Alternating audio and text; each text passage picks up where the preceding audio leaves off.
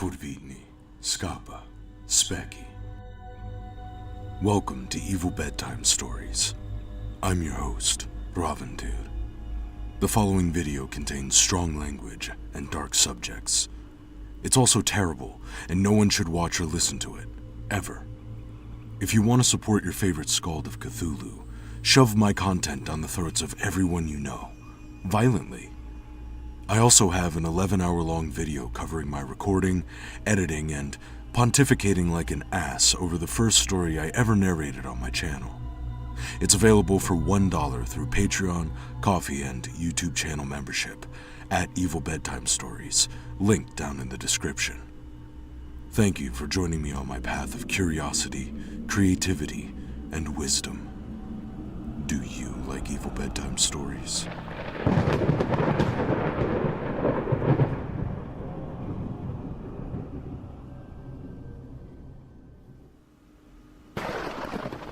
Worms of the Earth, a Bran McMorn story by Robert E. Howard.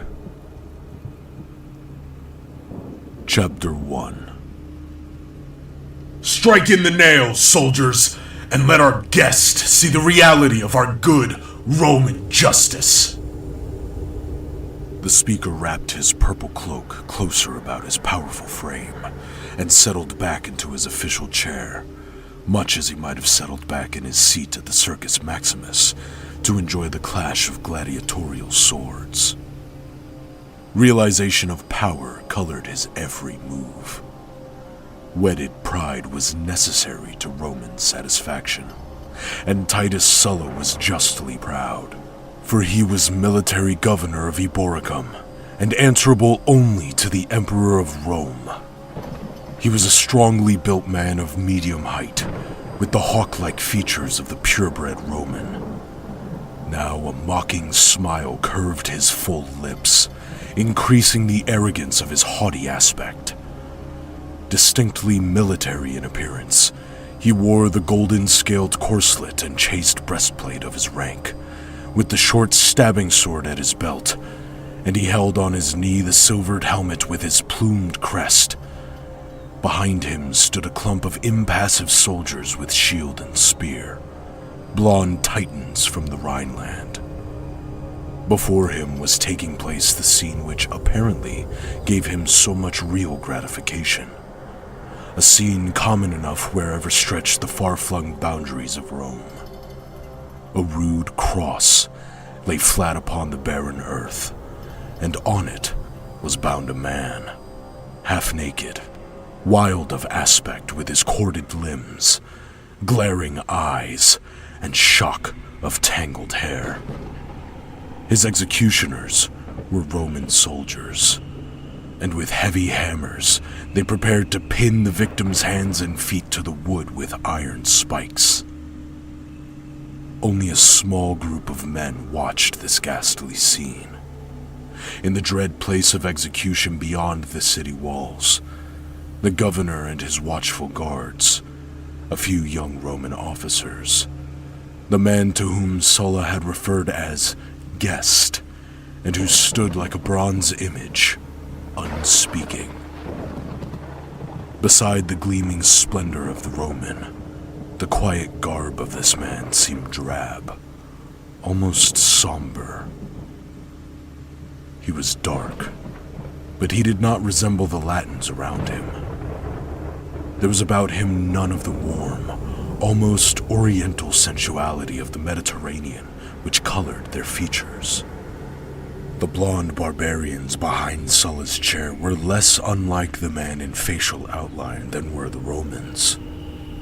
Not his were the full curving red lips, nor the rich waving locks suggestive of the Greek, nor was his dark complexion the rich olive of the south. Rather, it was the bleak darkness of the north. The whole aspect of the man vaguely suggested the shadowed mists, the gloom, the cold and the icy winds of the naked northern lands. Even his black eyes were savagely cold, like black fires burning through fathoms of ice. His height was only medium, But there was something about him which transcended mere physical bulk. A certain fierce, innate vitality, comparable only to that of a wolf or a panther. In every line of his supple, compact body, as well as in his coarse, straight hair and thin lips, this was evident. In the hawk-like set of the head on the corded neck, in the broad, square shoulders, in the deep chest, the lean loins, the narrow feet. Built with the savage economy of a panther, he was an image of dynamic potentialities, pent in with iron self-control. At his feet crouched one like him in complexion, but there the resemblance ended. This other was a stunted giant, with gnarly limbs, thick body, a low, sloping brow, and an expression of dull ferocity, now clearly mixed with fear. If the man on the cross resembled, in a tribal way, the man Titus Sulla called Guest, he far more resembled the stunted, crouching giant. "Well, Partha Mac Othna," said the governor with studied effrontery, "when you return to your tribe, you will have a tale to tell of the justice of Rome, who rules the south." "I will have a tale," answered the other in a voice which betrayed no emotion, just as his dark face, schooled to immobility, showed no evidence of the maelstrom in his soul. "Justice to all under the rule of Rome," said Sulla. "Pax Romana, reward for virtue, punishment for wrong." He laughed inwardly at his own black hypocrisy, then continued. "You see, emissary of Pictland, how swiftly Rome punishes the transgressor." "I see," answered the Pict, in a voice which strongly curbed anger made deep with menace, "that the subject of a foreign king is dealt with as though he were a Roman slave." "He has been tried and condemned in an unbiased court," retorted Sulla. "Aye, and the accuser was a Roman, the witnesses Roman, the judge Roman. He committed murder.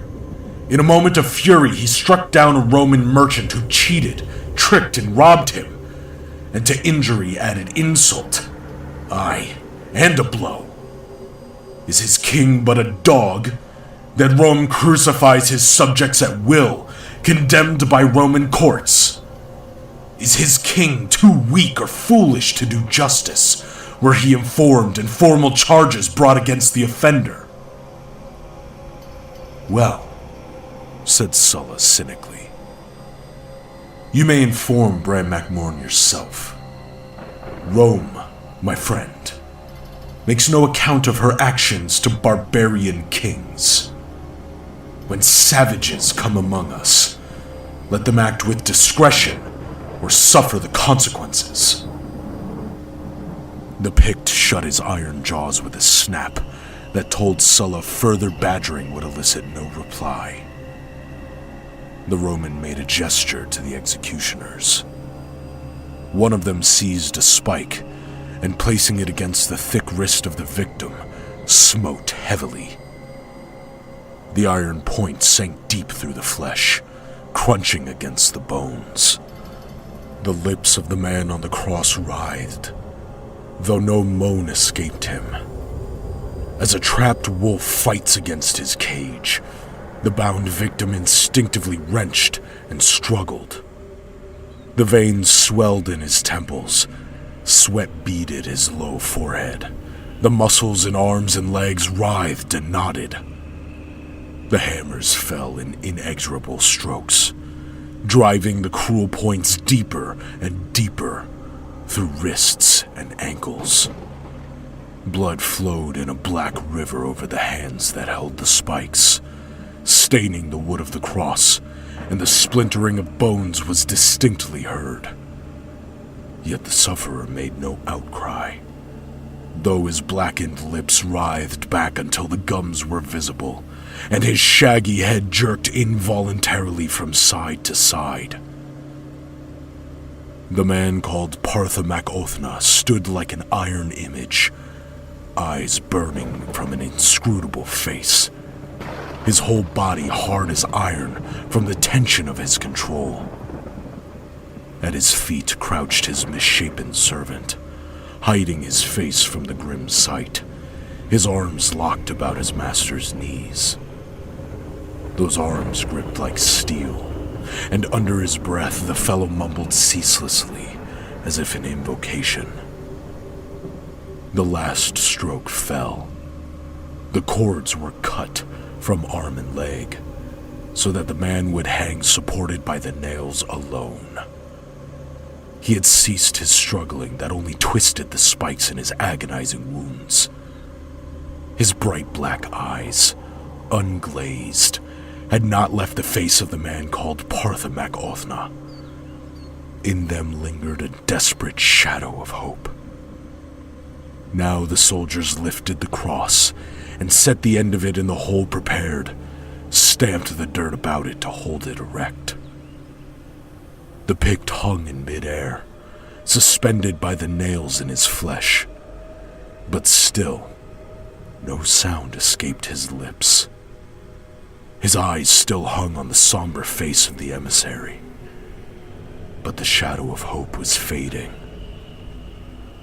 "He'll live for days," said Sulla cheerfully. "These Picts are harder than cats to kill. I'll keep a guard of 10 soldiers watching night and day to see that no one takes him down before he dies. Ho there, Valerius, in honor of our esteemed neighbor, King Bran MacMorn, give him a cup of wine." With a laugh, the young officer came forward, holding a brimming wine cup, and rising on his toes, lifted it to the parched lips of the sufferer. In the black eyes flared a red wave of unquenchable hatred. Writhing his head aside to avoid even touching the cup, he spat full into the young Roman's eyes. With a curse, Valerius dashed the cup to the ground, and before any could halt him, wrenched out his sword and sheathed it in the man's body. Sulla rose with an imperious exclamation of anger. The man called Partha Othna had started violently, but he bit his lip and said nothing. Valerius seemed somewhat surprised at him as he sullenly cleansed his sword. The act had been instinctive, following the insult to Roman pride, the one thing unbearable. "Give up your sword, young sir!" exclaimed Sulla. "Centurion Publius, place him under arrest. A few days in a cell with stale bread and water will teach you to curb your patrician pride in matters dealing with the will of the Empire. What, you young fool? Do you not realize that you could not have made the dog a more kindly gift? Who would not rather desire a quick death on the sword than the slow agony on the cross? Take him away. And you, Centurion, see that guards remain at the cross so that the body is not cut down until the ravens pick bare the bones. Partha Othna, I go to a banquet at the house of Demetrius. Will you not accompany me?" The emissary shook his head, his eyes fixed on the limp form which sagged on the black-stained cross. He made no reply. Sulla smiled sardonically, then rose and strode away, followed by his secretary who bore the gilded chair ceremoniously, and by the stolid soldiers, with whom walked Valerius, head sunken. The man called Partha Othna flung a wide fold of his cloak about his shoulder, halted a moment to gaze at the grim cross with its burden, darkly etched against the crimson sky, where the clouds of night were gathering. Then he stalked away, followed by his silent servant. Chapter 2. In an inner chamber of Eboricum, the man called Parthamak Othna paced tigerishly to and fro. His sandaled feet made no sound on the marble tiles. "Grom!" He turned to the gnarled servant. "Well, I know why you held my knees so tightly. Why you muttered aid of the Moon Woman. You feared I would lose my self-control and make a mad attempt to succor that poor wretch. By the gods, I believe that was what that dog Roman wished. His iron-cased watchdogs watched me narrowly, I know, and his baiting was harder to bear than ordinarily. Gods black and white, dark and light." He shook his clenched fists above his head in the black gust of his passion. "That I should stand by and see a man of mine butchered on a Roman cross, without justice, and with no more trial than that farce. Black gods of Relea, even you would I invoke to the ruin and destruction of those butchers. I swear by the nameless ones, men shall die howling for that deed, and Rome shall cry out as a woman in the dark who treads upon an adder." "He knew you, master," said Grom. The other dropped his head and covered his eyes with a gesture of savage pain. "His eyes will haunt me when I lie dying. Aye, he knew me, and almost until the last, I read in his eyes the hope that I might aid him. Gods and devils, is Rome to butcher my people beneath my very eyes? Then I am not king, but dog." "Not so loud, in the name of all the gods!" exclaimed Grom in affright. "Did these Romans suspect you were Bran MacMorn, they would nail you on a cross beside that other." "They will know it ere long," grimly answered the king. "Too long I have lingered here in the guise of an emissary, spying upon mine enemies. They have thought to play with me, these Romans, masking their contempt and scorn only under polished satire. Rome is courteous to barbarian ambassadors. They give us fine houses to live in, offer us slaves, pander to our lusts with women and gold and wine and games. But all the while they laugh at us. Their very courtesy is an insult, and sometimes, as today, their contempt discards all veneer. Bah!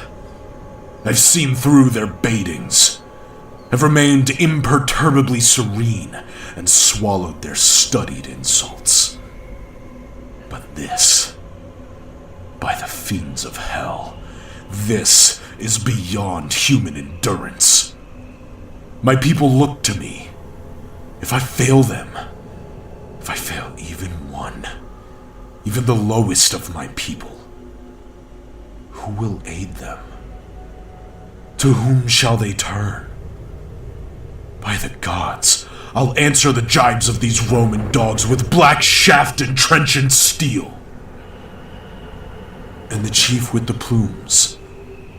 Grom meant the governor, and his gutturals thrummed with the bloodlust. "He dies?" He flicked out a length of steel. Bran scowled. "Easier said than done. He dies. But how may I reach him? By day his German guards keep at his back. By night they stand at door and window. He has many enemies, Romans as well as barbarians. Many a Briton would gladly slit his throat." Grom seized Bran's garment. Stammering his fierce eagerness broke the bonds of his inarticulate nature. "Let me go, master. My life is worth nothing. I will cut him down in the midst of his warriors." Bran smiled fiercely and clapped his hand on the stunted giant's shoulder with a force that would have felled a lesser man. "Nay, old war dog, I have too much need of thee. You shall not throw your life away uselessly. Sulla would read the intent in your eyes. Besides, and the javelins of his Teutons would be through you ere you could reach him. Not by the dagger in the dark will we strike this Roman. Not by the venom in the cup, nor the shaft from the ambush. The king turned and paced the floor a moment, his head bent in thought. Slowly his eyes grew murky with a thought so fearful he did not speak it aloud to the waiting warrior. I have become somewhat familiar with the maze of Roman politics during my stay in this accursed waste of mud and marble, said he. During a war on the wall, Titus Sulla, as governor of this province, is supposed to hasten thither with his centuries. But this Sulla does not do. He is no coward, but the bravest avoid certain things. To each man, however bold, his own particular fear. So he sends in his place Caius Camillus, who in times of peace patrols the fens of the west, lest the Britons break over the border. And Sulla takes his place in the Tower of Trajan. Ha! He whirled and gripped Grom with steely fingers. Grom, take the red stallion and ride north. Let no grass grow under the stallion's hoofs. Ride to Cormac Neconict and tell him to sweep the frontier with sword and torch. Let his wild gales feast their fill of slaughter. After a time I will be with him, but for a time I have affairs in the west. Grom's black eyes gleamed, and he made a passionate gesture with his crooked hand, an instinctive move of savagery. Bran drew a heavy bronze seal from beneath his tunic. This is my safe conduct as an emissary to Roman courts, he said grimly. It will open all gates between this house and Baldur. If any official questions you too closely, here. Lifting the lid of an iron-bound chest, Bran took out a small, heavy leather bag which he gave into the hands of the warrior. When all keys fail at a gate, said he, try a golden key. Go now. There were no ceremonious farewells between the barbarian king and his barbarian vassal. Grom flung up his arm in a gesture of salute. Then turning, he hurried out. Bran stepped to a barren window and gazed out into the moonlit streets. Wait until the moon sets, he muttered grimly. Then I'll take the road to hell. But before I go, I have a debt to pay. The stealthy clink of a hoof on the flags reached him. With the safe conduct and gold, not even Rome can hold a Pictish reaver, muttered the king. Now I'll sleep until the moon sets. With a snarl at the marble friezwork and fluted columns as symbols of Rome, he flung himself down on a couch, from which he had long since impatiently torn the cushions and silk stuffs as too soft for his hard body. Hate and the black passion of vengeance seethed in him, yet he went instantly to sleep. The first lesson he had learned in his bitter, hard life was to snatch sleep any time he could, like a wolf that snatches sleep on the hunting trail. Generally, his slumber was as light and dreamless as a panther's. But tonight, it was otherwise.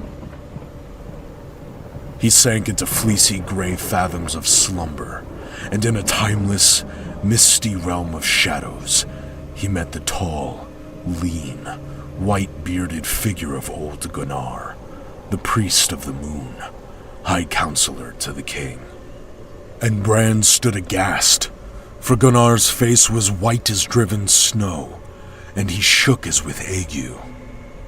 Well might Bran stand appalled, for in all the years of his life he had never before seen Gunnar the Wise show any sign of fear. "What now, old one?" asked the king. "Goes all well in Baldur?" "All is well in Baldur where my body lies sleeping.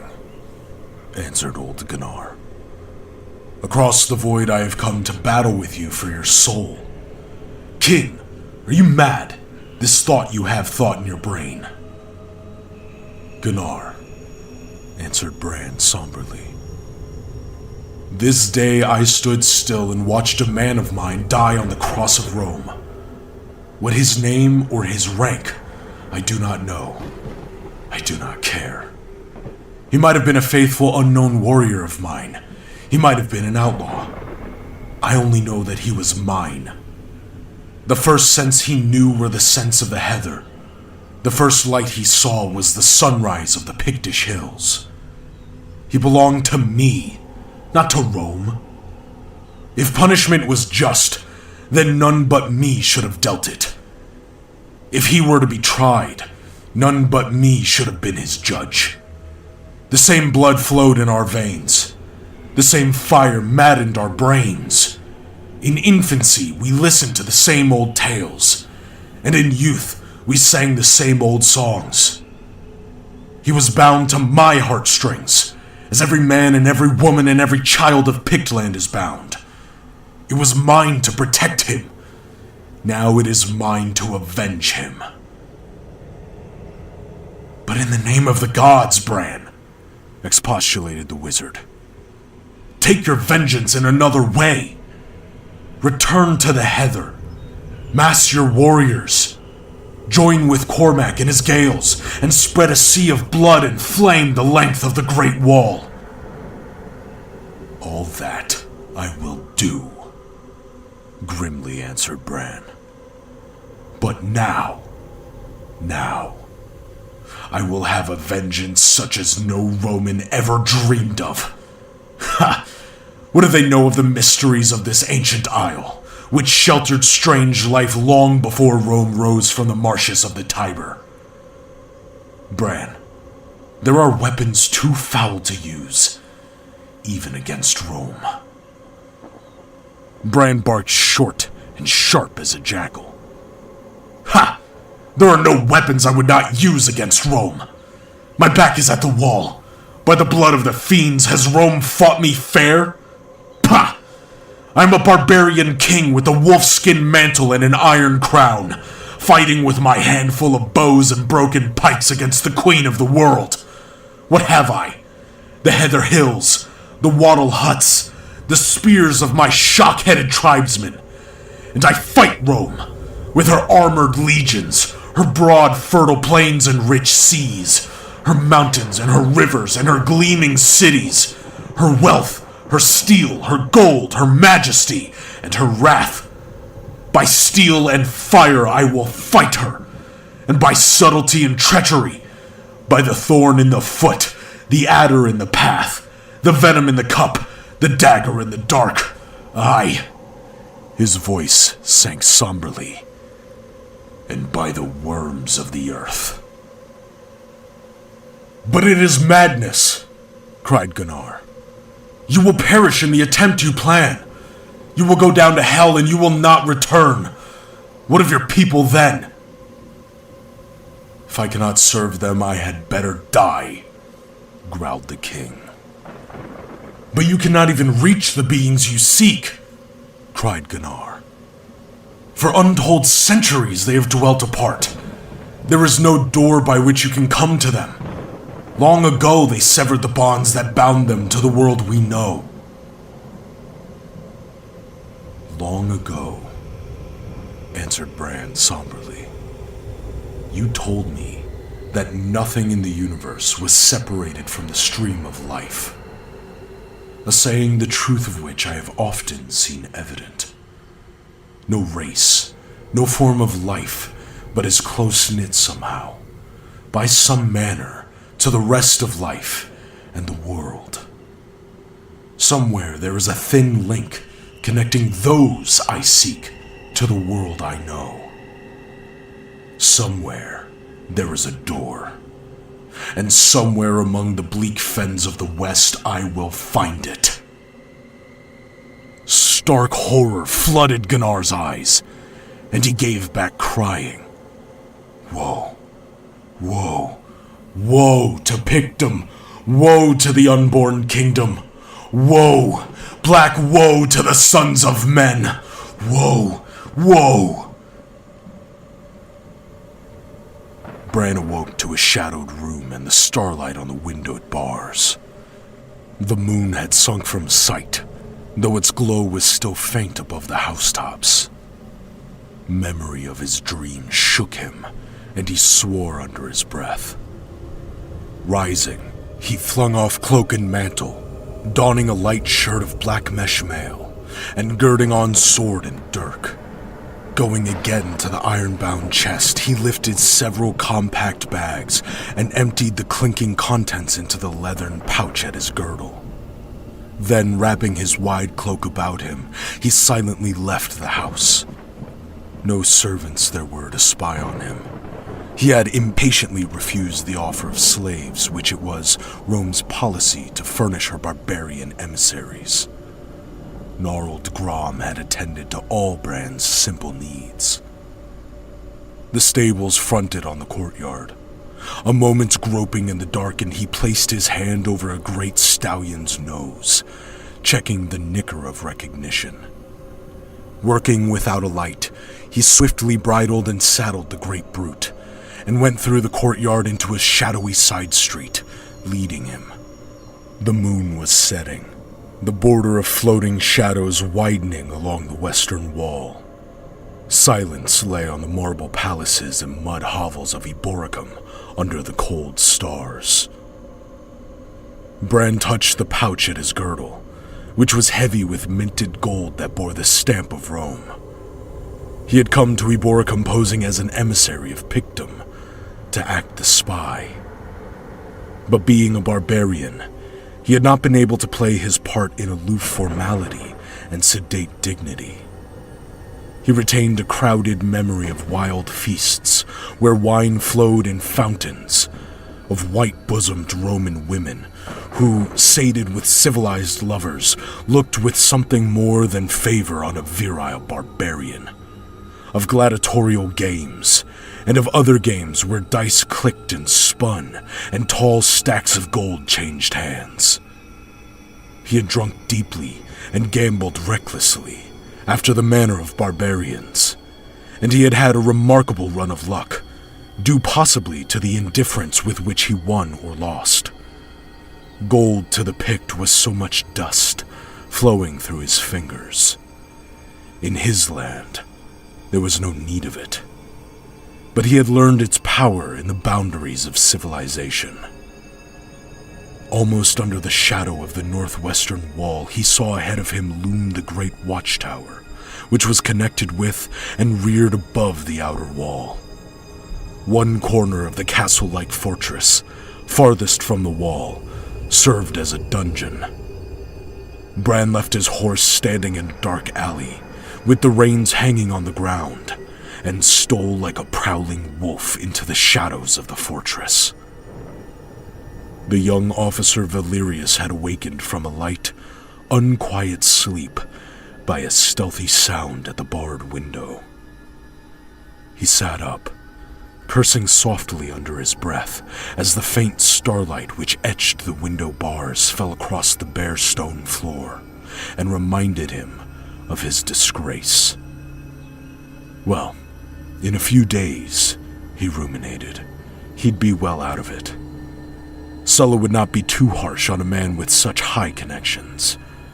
Then let any man or woman jibe at him. Damn that insolent Pict! But wait, he thought suddenly, remembering. What of the sound which had roused him? Sst! It was a voice from the window. Why so much secrecy? It could hardly be a foe, yet why should it be a friend? Valerius rose and crossed his cell, coming close to the window. Outside all was dim in the starlight, and he made out but a shadowy form close to the window. Who are you? He leaned close against the bars, straining his eyes into the gloom. His answer was a snarl of wolfish laughter. A long flicker of steel in the starlight. Valerius reeled away from the window and crashed to the floor, clutching his throat, gurgling horribly as he tried to scream. Blood gushed through his fingers, forming about his twitching body a pool that reflected the dim starlight dully and redly. Outside, Bran glided away like a shadow, without pausing to peer into the cell. In another minute, the guards would round the corner on their regular routine. Even now, he heard the measured tramp of their ironclad feet. Before they came in sight, he had vanished, and they clumped stolidly by the cell window with no intimation of the corpse that lay on the floor within. Bran rode to the small gate in the western wall, unchallenged by the sleepy watch. What fear of foreign invasion in Eborgum, and certain well-organized thieves and women stealers made it profitable for the watchmen not to be too vigilant. But the single guardsman at the western gate, his fellows lay drunk in a nearby brothel, lifted his spear and bawled for Bran to halt and give an account of himself. Silently, the Pict reined closer. Masked in the dark cloak, he seemed dim and indistinct to the Roman, who was only aware of the glitter of his cold eyes in the gloom. But Bran held up his hand against the starlight, and the soldier caught the gleam of gold. In the other hand, he saw a long sheen of steel. The soldier understood, and he did not hesitate between the choice of a golden bribe or a battle to the death with this unknown rider who was apparently a barbarian of some sort. With a grunt, he lowered his spear and swung the gate open. Bran rode through, casting a handful of coins to the Roman. They fell about his feet in a golden shower, clinking against the flags. He bent in greedy haste to retrieve them, and Bran MacMorn rode westward like a flying ghost in the night. Chapter 3. Into the dim fens of the west came Bran MacMorn. A cold wind breathed across the gloomy waste, and against the gray sky, a few herons flapped heavily. The long reeds and marsh grass waved in broken undulations, and out across the desolation of the wastes, a few still meres reflected in the dull light. Here and there rose curiously regular hillocks above the general levels, and gaunt against the somber sky, Bran saw a marching line of upright monoliths, menhirs, reared by what nameless hands. A faint blue line to the west lay the foothills that beyond the horizon grew to the wild mountains of Wales, where dwelt still wild Celtic tribes fierce, blue-eyed men that knew not the yoke of Rome. A row of well-garrisoned watchtowers held them in check. Even now, far away across the moors, Bran glimpsed the unassailable keep men called the Tower of Trajan. These barren wastes seemed the dreary accomplishment of desolation, yet human life was not utterly lacking. Bran met the silent men of the fen, reticent, dark of eye and hair, speaking a strange mixed tongue whose long blended elements had forgotten their pristine separate sources. Bran recognized a certain kinship in these people to himself, but he looked on them with the scorn of a pure-blooded patrician for men of mixed strains. Not that the common people of Caledonia were altogether pure-blooded. They got their stocky bodies and massive limbs from a primitive Teutonic race, which had found its way into the northern tip of the Isle, even before the Celtic conquest of Britain was completed, and had been absorbed by the Picts. But the chiefs of Bran's folk had kept their blood from foreign taint since the beginnings of time, and he himself was of purebred Pict of the old race. But these fenmen, overrun repeatedly by British, Gaelic, and Roman conquerors, had assimilated blood of each, and in the process almost forgotten their original language and lineage. For Bran came of a race that was very old, which had spread over Western Europe in one vast, dark empire, before the coming of the Aryans, when the ancestors of the Celts, the Hellenes, and the Germans were one primal people, before the days of tribal splitting off in westward drift. Only in Caledonia, Bran brooded, had his people resisted the flood of Aryan conquest. He had heard of a Pictish people called Basques, who in the crags of the Pyrenees called themselves an unconquered race.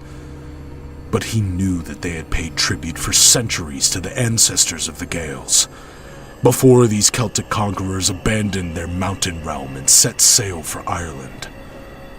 Only the Picts of Caledonia had remained free, and they had been scattered into small feuding tribes. He was the first acknowledged king in 500 years. The beginning of a new dynasty. No, a revival of an ancient dynasty under a new name. In the very teeth of Rome, he dreamed his dreams of empire. He wandered through the fens, seeking a door. Of his quest, he said nothing to the dark-eyed fenmen. They told him news that drifted from mouth to mouth, a tale of war in the north, the skirl of war pipes along the winding wall, of gathering fires in the heather, of flame and smoke and rapine and the glutting of Gaelic swords in the crimson sea of slaughter. The eagles of the legions were moving northward, and the ancient road resounded to the measured tramp of the ironclad feet. And Bran, in the fens of the west, laughed, well pleased. In Eboracum, Titus Sulla gave secret word to seek out the Pictish emissary with the Gaelic name, who had been under suspicion, and who had vanished the night young Valerius was found dead in his cell with his throat ripped out. Sulla felt that this sudden bursting flame of war on the wall was connected closely with his execution of a condemned Pictish criminal, and he set his spy system to work, though he felt sure that Parthamek Othna was by this time far beyond his reach. He prepared to march from Eboracum, but he did not accompany the considerable force of legionaries which he sent north. Sulla was a brave man, but each man has his own dread, and Sulla's was Cormac Neconicht, the black-haired prince of the Gaels, who had sworn to cut out the governor's heart and eat it raw. So Sulla rode with his ever-present bodyguard westward, where lay the Tower of Trajan with its warlike commander, Caius Camillus, who enjoyed nothing more than taking his superior's place when the red waves of war washed at the foot of the wall. Devious politics. But the legate of Rome seldom visited this far isle, and what of his wealth and intrigues, Titus Sulla was the highest power in Britain.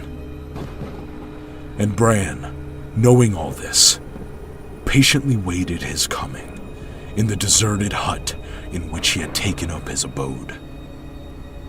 One gray evening he strode on foot across the moors, a stark figure, blackly etched against the dim crimson fire of the sunset.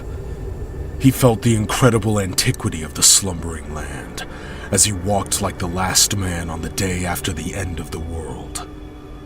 Yet at last he saw a token of human life.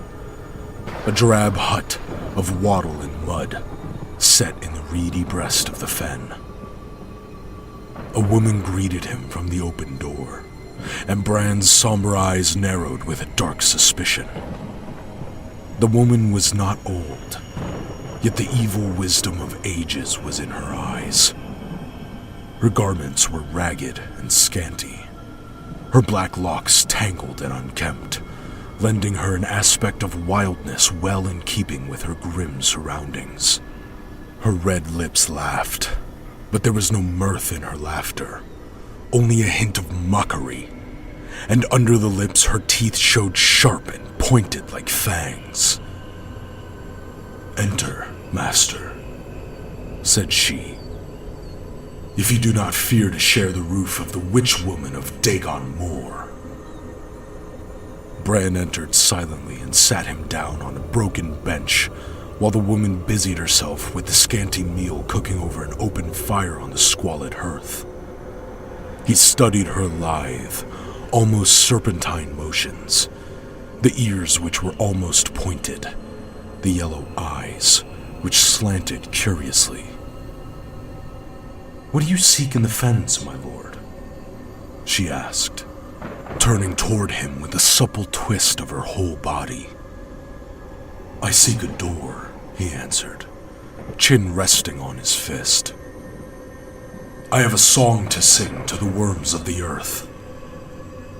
She started upright, a jar falling from her hands to shatter on the hearth. "This is an ill saying, even spoken in chants," she stammered. "I speak not by chance, but by intent," he answered. She shook her head. "I know not what you mean." "Well, you know," he returned. "Aye, you know well. My race is very old. They reigned in Britain before the nations of the Celts and the Hellenes were born out of the womb of peoples. But my people were not first in Britain. By the mottles on your skin, by the slanting of your eyes, by the taint in your veins, I speak with full knowledge and meaning." A while she stood silent, her lips smiling, but her face inscrutable. "Man, are you mad?" she asked. "That in your madness you come seeking that from which strong men fled screaming in old times?" "I seek a vengeance," he answered, "that can be accomplished only by them I seek." She shook her head. "You have listened to a bird singing. You have dreamed empty dreams." "I have heard a viper hiss," he growled, "and I do not dream. Enough of this weaving of words. I came seeking a link between two worlds. I have found it." "I need lie to you no more, man of the North," answered the woman. "They you seek still dwell beneath the sleeping hills. They have drawn apart, farther and farther from the world you know. But they still steal forth in the night to grip women straying on the moors," said he, his gaze on her slanted eyes. She laughed wickedly. "What would you of me?" "That you bring me to them." She flung back her head with a scornful laugh. His left hand locked like iron in the breast of her scanty garment, and his right closed on his hilt. She laughed in his face. "Strike and be damned, my northern wolf!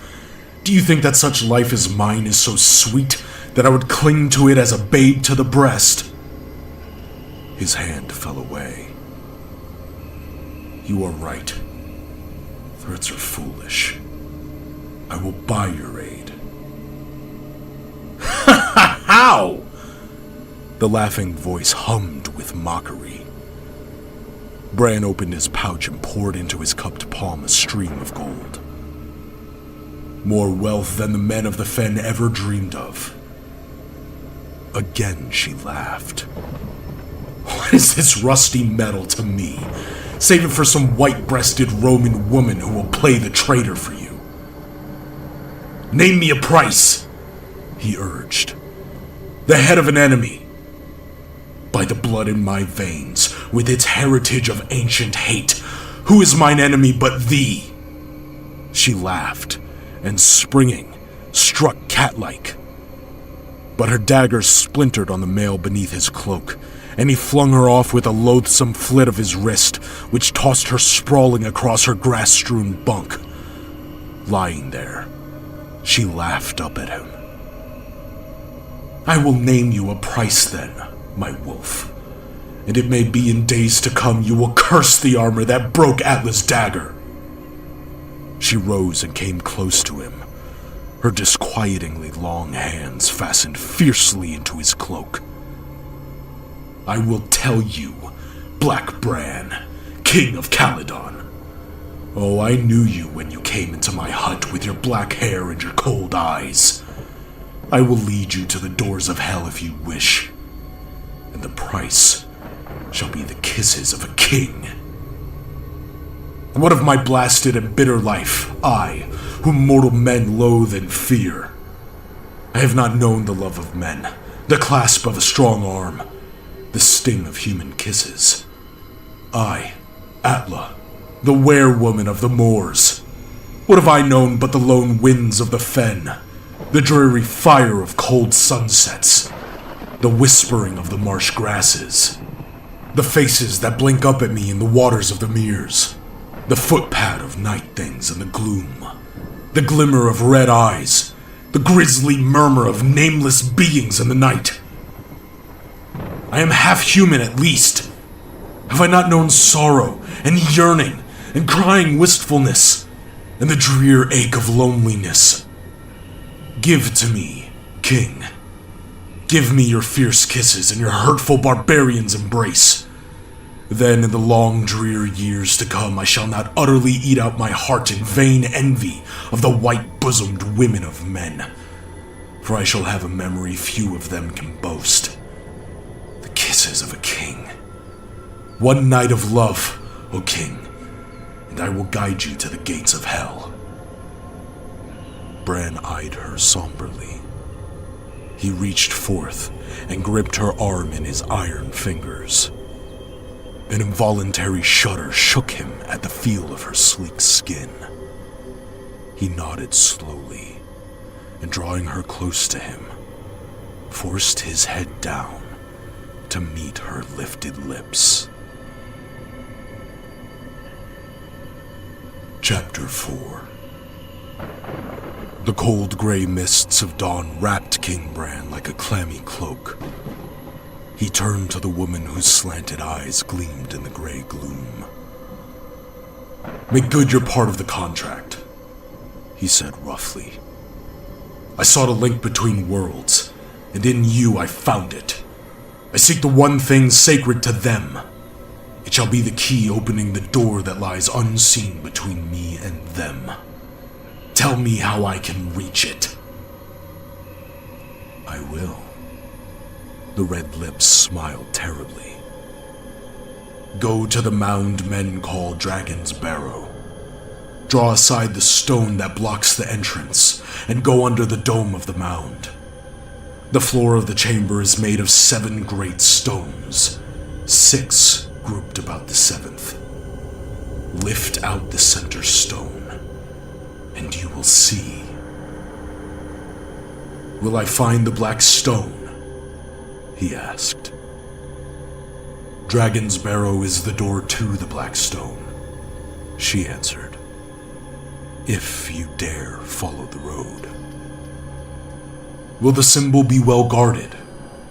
He unconsciously loosened his blade in its sheath.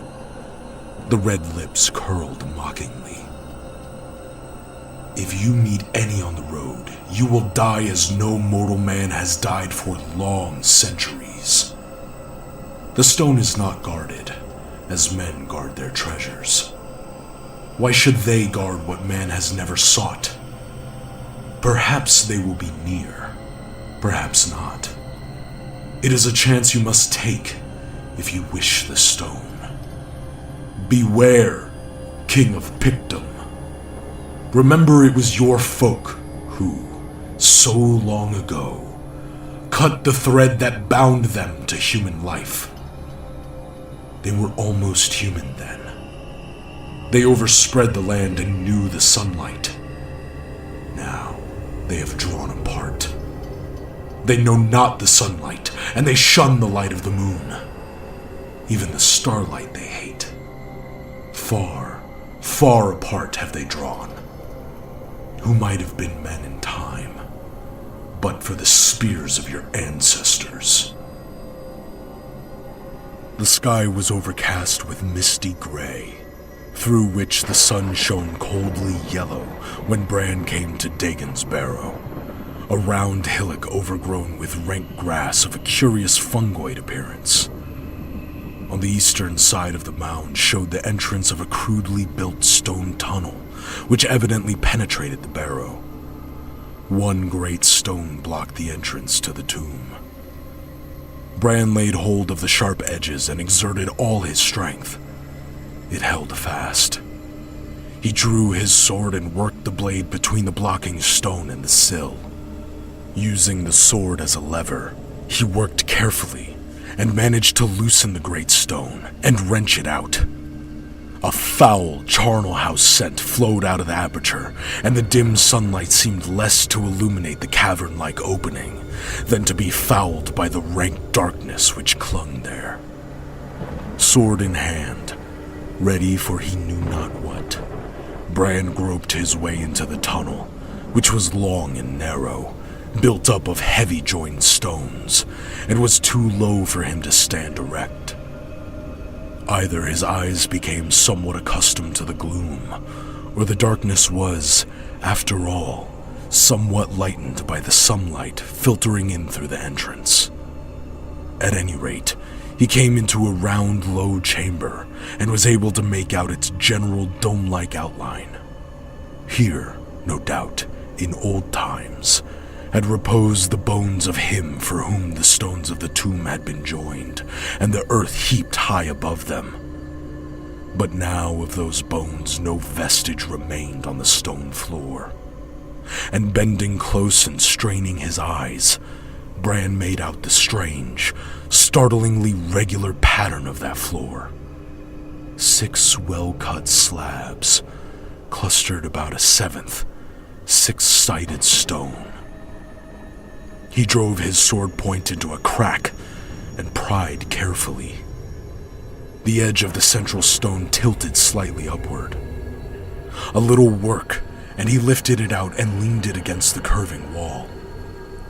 Straining his eyes downward, he saw only the gaping blackness of a dark well, with small, worn steps that led downward and out of sight. He did not hesitate. Though the skin between his shoulders crawled curiously, he swung himself into the abyss and felt the clinging blackness swallow him.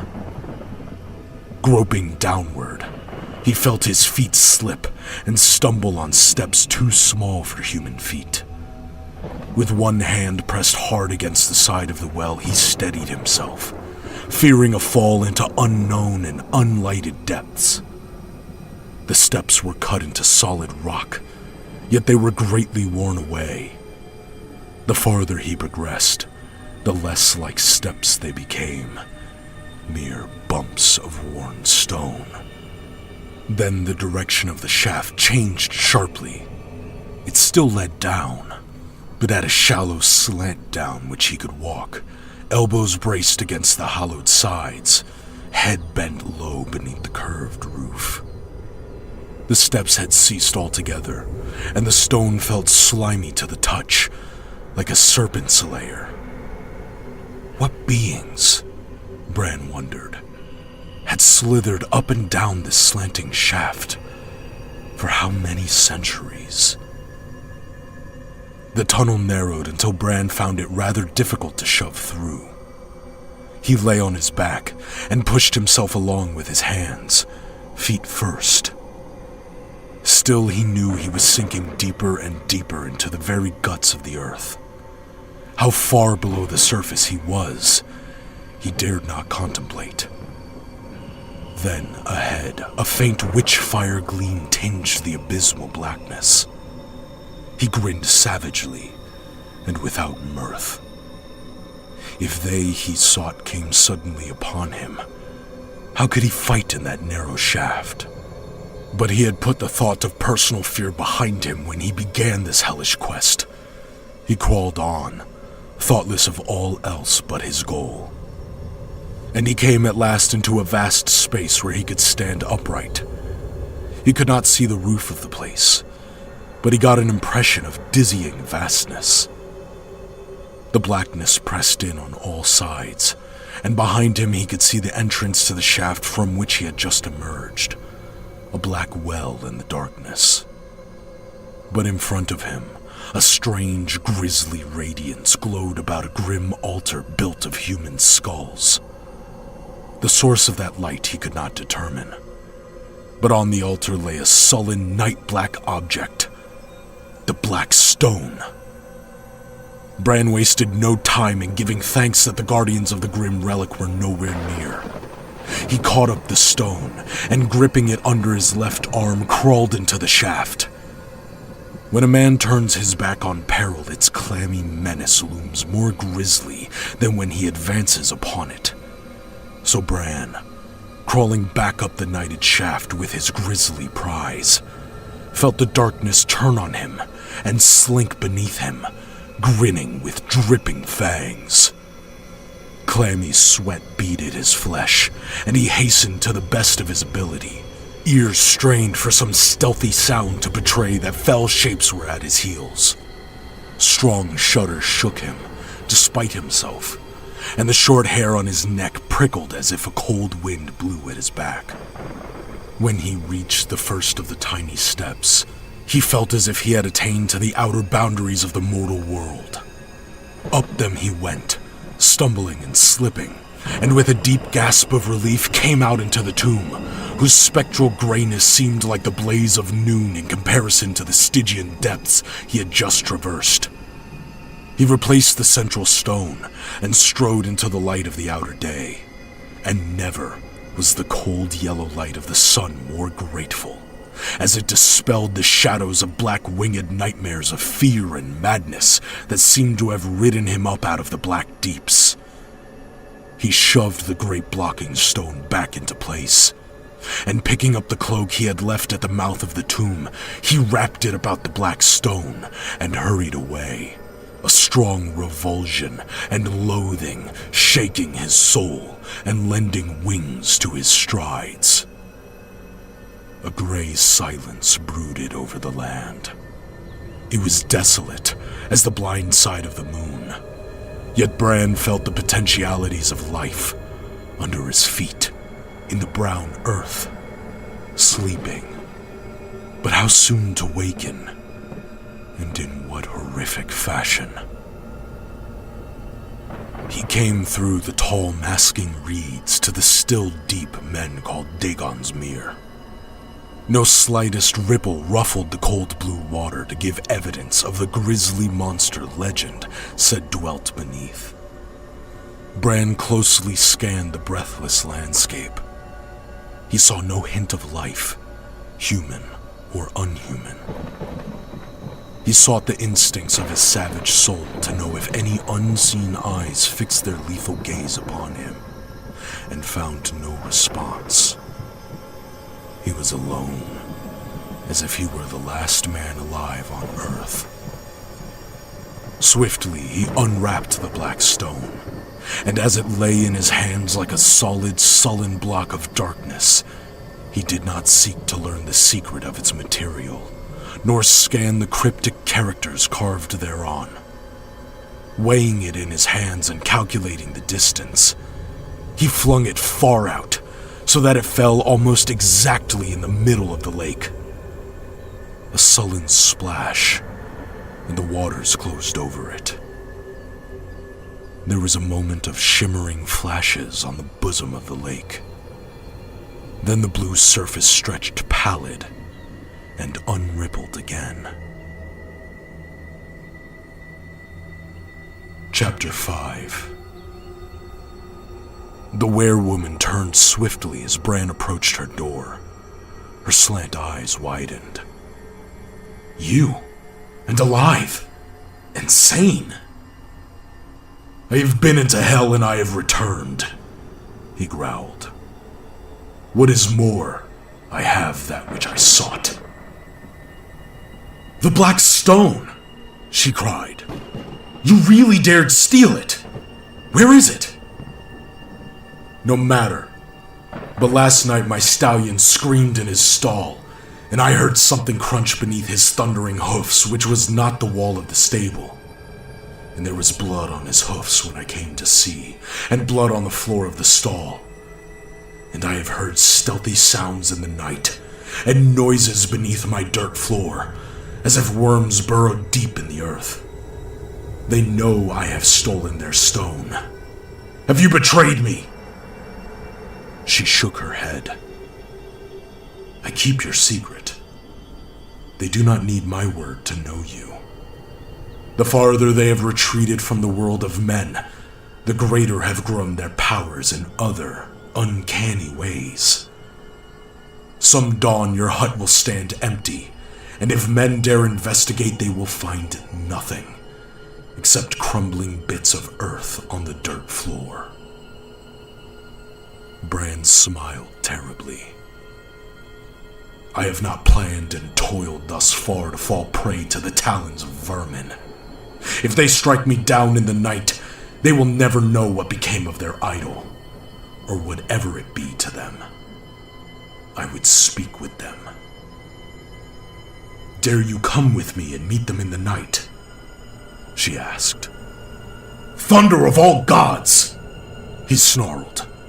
"Who are you to ask me if I dare? Lead me to them and let me bargain for a vengeance this night. The hour of retribution draws nigh. This day I saw silvered helmets and bright shields gleam across the fens. The new commander has arrived at the Tower of Trajan, and Caius Camillus has marched to the wall." That night the king went across the dark desolation of the moors with the silent werewoman. The night was thick and still, as if the land lay in ancient slumber.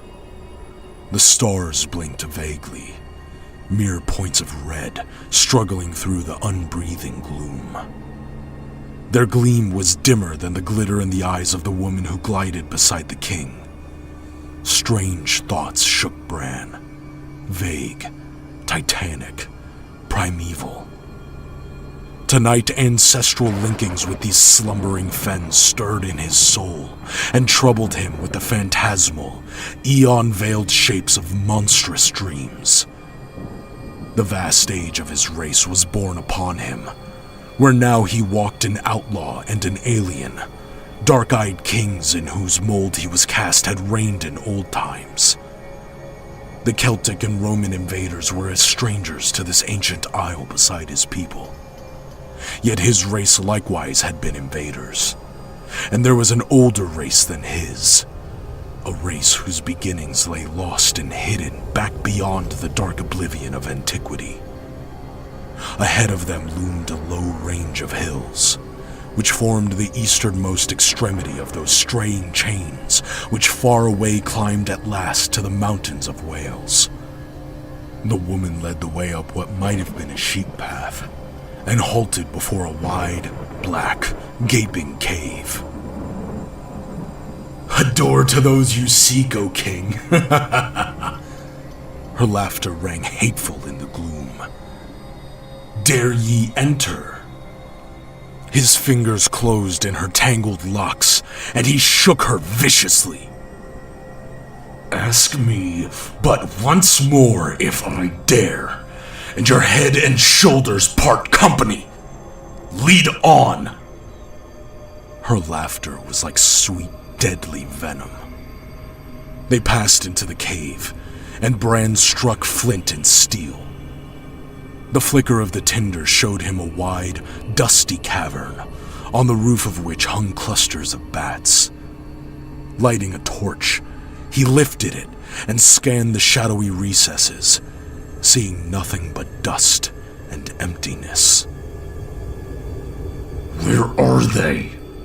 he growled.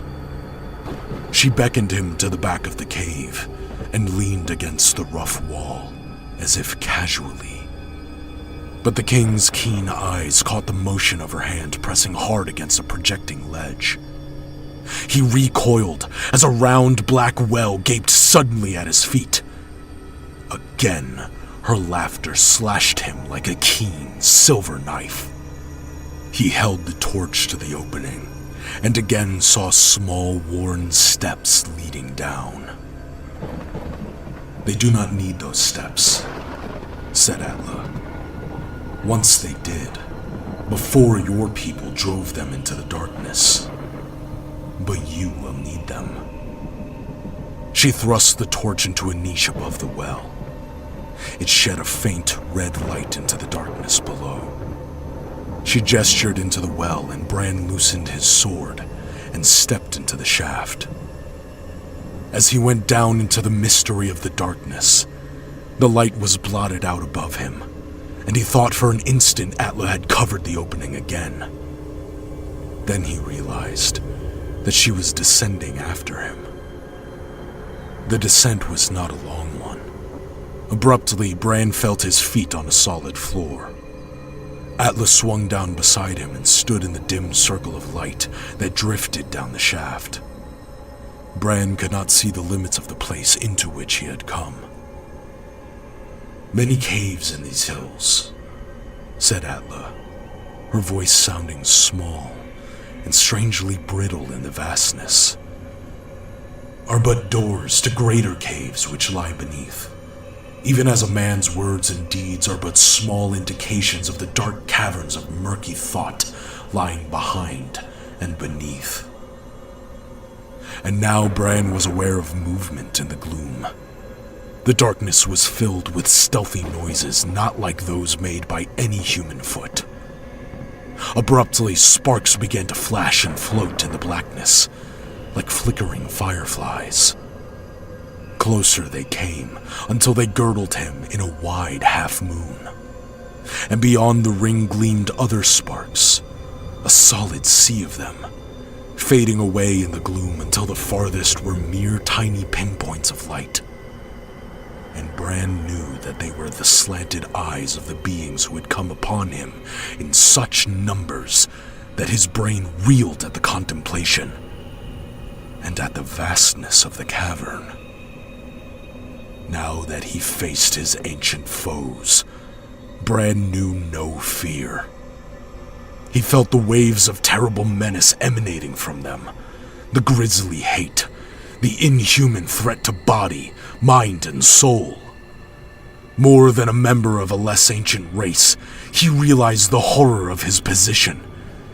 But he did not fear, though he confronted the ultimate horror of the dreams and legends of his race. His blood raced fiercely, but it was with the hot excitement of the hazard, not the drive of terror. "They know you have the stone, O King," said Atla. And though he knew she feared, though he felt her physical efforts to control her trembling limbs, there was no quiver of fright in her voice. "You are in deadly peril. They know your breed of old. Oh, they remember the days when their ancestors were men. I cannot save you. Both of us will die as no human has died for 10 centuries. Speak to them if you will. They can understand your speech, though you may not understand theirs. But it will avail not. You are human, and a Pict." Bran laughed, and the closing ring of fire shrank back at the savagery in his laughter. Drawing his sword with a soul-chilling rasp of steel, he set his back against what he hoped was a solid stone wall. Facing the glittering eyes with his sword gripped in his right hand and his dirk in his left, he laughed as a blood-hungry wolf snarls. He growled. "I am a Pict, a son of those warriors who drove your brutish ancestors before them like chaff before the storm, who flooded the land with your blood and heaped high your skulls for a sacrifice to the Moon Woman. You, who fled of old before my race, dare ye now snarl at your master? Roll on me like a flood now, if ye dare. Before your viper fangs drink my life, I will reap your multitudes like ripened barley. Of your severed heads I will build a tower, and of your mangled corpses I will rear up a wall. Dogs of the dark, vermin of hell, worms of the earth, rush in and try my steel. When death finds me in this dark cavern, your living will howl for the scores of your dead, and your black stone will be lost to you forever. For only I know where it is hidden, and not all the tortures of all the hells can wring the secret from my lips." Then followed a tense silence. Bran faced the firelit darkness, tensed like a wolf at bay, waiting the charge. At his side, the woman cowered, her eyes ablaze. Then, from the silent ring that hovered beyond the dim torchlight rose a vague, abhorrent murmur. Bran, prepared as he was for anything, started. Gods, was that the speech of creatures which had once been called men? Atlas straightened, listening intently. From her lips came the same hideous, soft sibilances.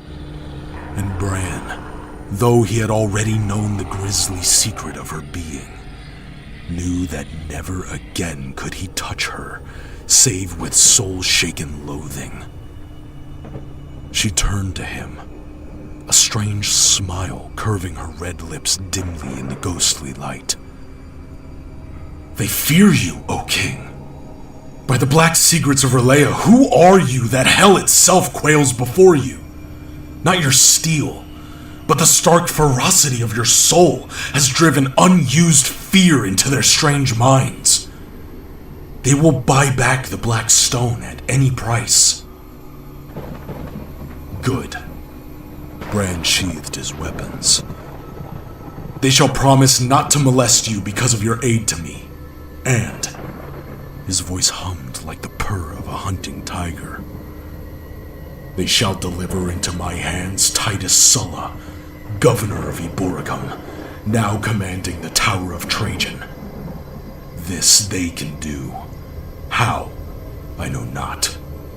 But I know that in the old days, when my people warred with these children of the night, babes disappeared from guarded huts, and none saw the stealers come or go. Do they understand?" Again rose the low, frightful sounds, and Bran, who feared not their wrath, shuddered at their voices. "They understand," said Atla. "Bring the black stone to Dagon's ring tomorrow night when the earth is veiled with the blackness that foreruns the dawn. Lay the stone on the altar. There, they will bring Titus Sulla to you. Trust them. They have not interfered in human affairs for many centuries, but they will keep their word." Bran nodded, and turning, climbed up the stair with Atla close behind him. At the top, he turned and looked down once more.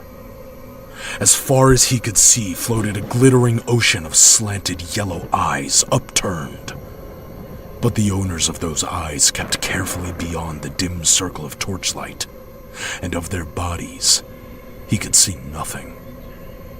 Their low, hissing speech floated up to him, and he shuddered as his imagination visualized not a throng of biped creatures, but a swarming, swaying myriad of serpents gazing up at him with their glittering, unwinking eyes.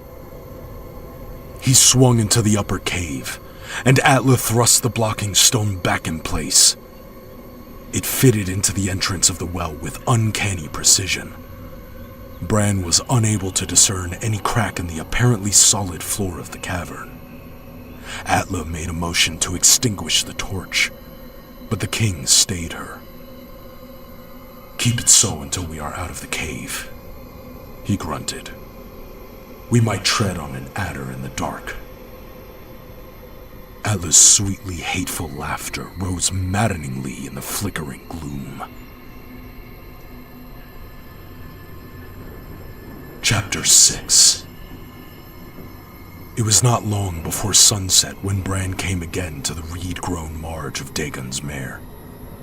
Casting cloak and sword belt on the ground, he stripped himself of his short leathern breeches. Then, gripping his naked dirk in his teeth, he went into the water with the smooth ease of a diving seal. Swimming strongly, he gained the center of the small lake, and turning, drove himself downward. The mirror was deeper than he had thought. It seemed he would never reach the bottom, and when he did, his groping hands failed to find what he sought. A roaring in his ears warned him, and he swam to the surface.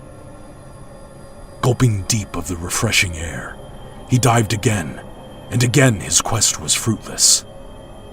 A third time he sought the depth, and this time his groping hands met a familiar object in the silt of the bottom. Grasping it, he swam up to the surface. The stone was not particularly bulky, but it was heavy. He swam leisurely, and suddenly was aware of a curious stir in the waters about him, which was not caused by his own exertions. Thrusting his face below the surface, he tried to pierce the blue depths with his eyes, and thought to see a dim, gigantic shadow hovering there. He swam faster, not frightened, but wary. His feet struck the shallows and he waded up on the shelving shore. Looking back, he saw the water swirl and subside. He shook his head, swearing. He had discounted the ancient legend which made Dagon's Mere the lair of a nameless water monster. But now he had a feeling as if his escape had been narrow. The time-worn myths of the ancient land were taking form and coming to life before his eyes. What primeval shape lurked below the surface of that treacherous mere, Bran could not guess. But he felt that the Fenmen had good reason for shunning the spot after all. Bran donned his garments, mounted the black stallion, and rode across the fens in the desolate crimson of the sunset's afterglow, with the black stone wrapped in his cloak. He rode, not to his hut, but to the west, in the direction of the Tower of Trajan and the Ring of Dagon. As he covered the miles that lay between, the red stars winked out. Midnight passed him in the moonless night, and still Bran rode on. His heart was hot for his meeting with Titus Sulla. Atla had gloated over the anticipation of watching the Roman writhe under torture, but no such thought was in the Pict's mind. The governor should have his chance with weapons. With Bran's own sword, he should face the Pictish King's dirk, and live or die according to his prowess. And though Sulla was famed throughout the provinces as a swordsman, Bran felt no doubt as to the outcome. Dagon's ring lay some distance from the tower, a sullen circle of tall, gaunt stones planted upright, with a rough-hewn stone altar in the center. The Romans looked on these menhirs with aversion. They thought the Druids had reared them, but the Celts supposed Bran's people, the Picts, had planted them. And Bran knew well what hands reared these grim monoliths in lost ages, though for what reasons, he but dimly guessed. The king did not ride straight to the ring. He was consumed with curiosity as to how his grim allies intended carrying out their purpose. That they could snatch Titus Sulla from the very midst of his men, he felt sure, and he believed he knew how they would do it. He felt the gnawings of a strange misgiving, as if he had tampered with powers of unknown breadth and depth, and had loosed forces which he could not control. Each time he remembered that reptilian murmur, those slanted eyes of the night before. A cold breath passed over him. They had been abhorrent enough when his people drove them into the caverns under the hills, ages ago. What had long centuries of retrogression made of them? In their nighted, subterranean life, had they retained any of the attributes of humanity at all? Some instinct prompted him to ride toward the tower. He knew he was near. But for the thick darkness, he could have plainly seen its stark outline tusking the horizon. Even now, he should be able to make it out dimly. An obscure, shuddersome premonition shook him, and he spurred the stallion into swift canter. And suddenly, Bran staggered in his saddle as from a physical impact. So stunning was the surprise of what met his gaze. The impregnable Tower of Trajan was no more. Bran's astounded gaze rested on a gigantic pile of ruins, of shattered stone and crumbling granite, from which jutted the jagged and splintered ends of broken beams. At one corner of the tumbled heap, one tower rose out of the waste and crumbled masonry, and it leaned drunkenly as if its foundations had been half cut away. Bran dismounted and walked forward, dazed by bewilderment. The moat was filled in places by fallen stones and broken pieces of mortared wall. He crossed over and came among the ruins, where, he knew, only a few hours before the flags had resounded to the martial tramp of ironclad feet, and the walls had echoed to the clang of shields, and the blast of the loud-throated trumpets, a horrific silence reigned. Almost under Bran's feet, a broken shape writhed and groaned. The king bent down to the legionary who lay in a sticky red pool of his own blood. A single glance showed the Pict that the man, horribly crushed and shattered, was dying. Lifting the bloody head, Bran placed his flask to the pulped lips, and the Roman instinctively drank deep, gulping through splintered teeth. In the dim starlight, Bran saw his glazed eyes roll. "The walls fell," muttered the dying man. "They crashed down like the skies falling on the day of doom. Jove, the skies rained shards of granite and hailstones of marble. I felt no earthquake shock." Bran scowled, puzzled. "It was no earthquake," muttered the Roman. "Before last dawn it began. The faint, dim scratching and clawing far below the earth. We of the guard heard it, like rats burrowing, or like worms hollowing out the earth. Titus laughed at us, but all day long we heard it. Then at midnight, the tower quivered and seemed to settle, as if the foundations were being dug away." A shudder shook Bran MacMorn. The worms of the earth! Thousands of vermin digging like moles far below the castle, burrowing away the foundations. Gods, the land must be honeycombed with tunnels and taverns. These creatures were even less human than he had thought. What ghastly shapes of darkness had he invoked to his aid? "What of Titus Sulla?" he asked, again holding the flask to the legionary's lips. In that moment, the dying Roman seemed to him almost like a brother. "Even as the tower shuddered, we heard a fearful scream from the governor's chamber," muttered the soldier. "We rushed there. As we broke down the door, we heard his shrieks. They seemed to recede into the bowels of the earth. We rushed in. The chamber was empty. His blood-stained sword lay on the floor. In the stone flags of the floor, a black hole gaped. Then, the towers reeled. The roof broke through a storm of crashing walls. I crawled." A strong convulsion shook the broken figure. "Lay me down, friend," whispered the Roman. "I die." He had ceased to breathe before Bran could comply. The Pict rose, mechanically cleansing his hands. He hastened from the spot, and as he galloped over the darkened fens, the weight of the accursed black stone under his cloak was as the weight of a foul nightmare on a mortal breast. As he approached the ring, he saw an eerie glow within, so that the gaunt stone stood etched like the ribs of a skeleton in which a witch fire burns. The stallion snorted and reared as Bran tied him to one of the menhirs. Carrying the stone, he strode into the grisly circle and saw Atlas standing beside the altar, one hand on her hip, her sinuous body swaying in a serpentine manner.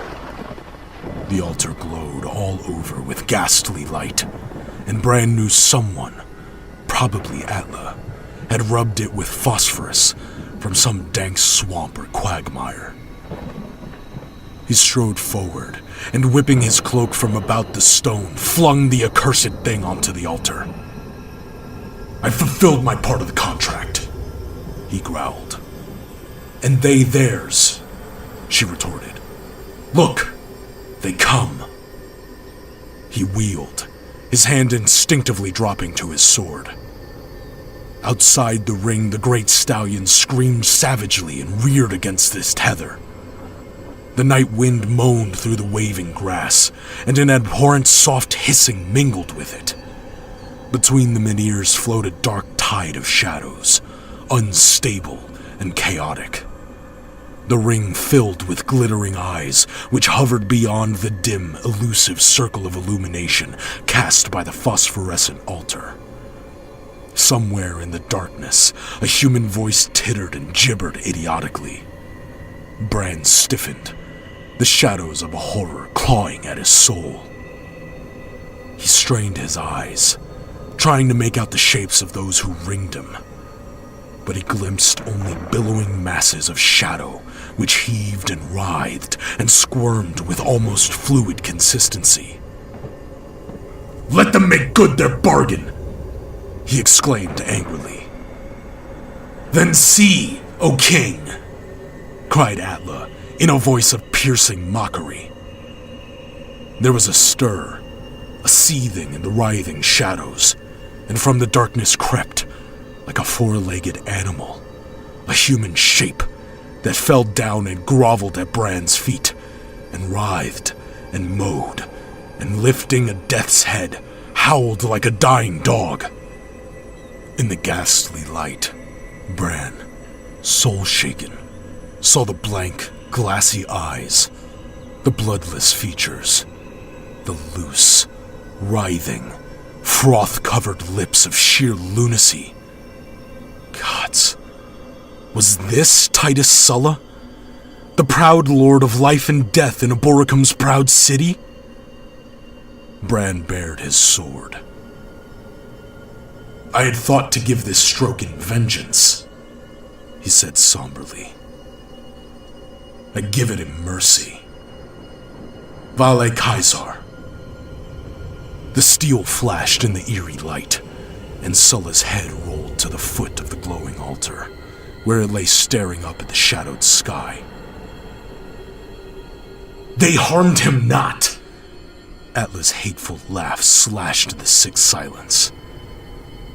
"It was what he saw and came to know that broke his brain. Like all his heavy-footed race, he knew nothing of the secrets of this ancient land. This night he has been dragged through the deepest pits of hell, where even you might have blanched. Well for the Romans that they know not the secrets of this accursed land," Bran roared, maddened. "With its monster-haunted meres, its foul witch women, and its lost caverns and subterranean realms where spawn in the darkness shapes of hell. Are they more foul than a mortal who seeks their aid?" cried Atla, with a shriek of fearful mirth. "Give them their black stone!" A cataclysmic loathing shook Bran's soul with red fury. "Aye, take your cursed stone!" he roared, snatching it from the altar and dashing it among the shadows with such savagery that bones snapped under its impact. A hurried babble of grisly tongues rose, and the shadows heaved in turmoil. One segment of the mass detached itself for an instant, and Bran cried out in fierce revulsion, though he caught only a fleeting glimpse of the thing, had only a brief impression of a broad, strangely flattened head, pendulous, writhing lips that bared curved, pointing fangs, and a hideously misshapen, dwarfish body that seemed modeled all set off by those unwinking reptilian eyes. Gods, the myths had prepared him for horror in human aspect, horror induced by bestial vestige and stunted deformity. But this was the horror of nightmare and the night.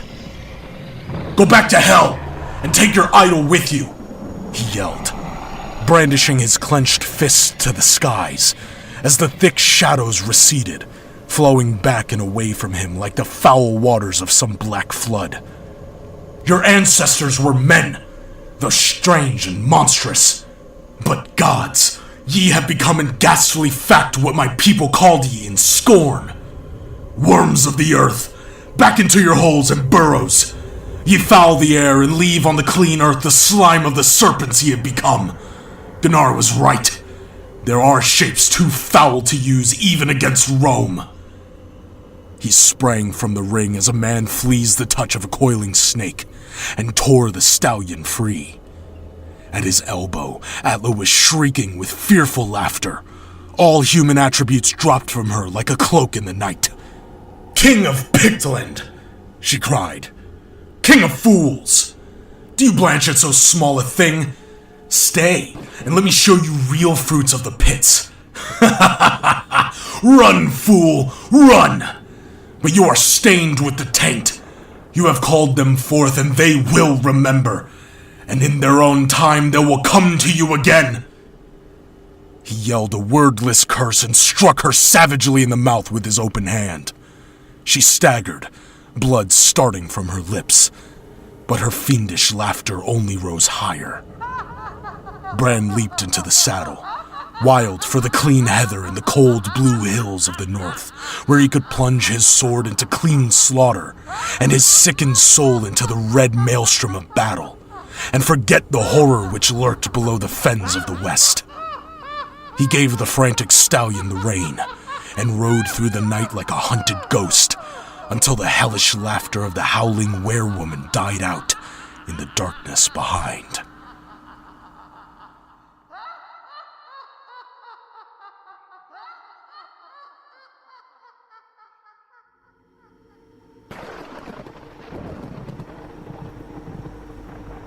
The Children of the Night by Robert E. Howard.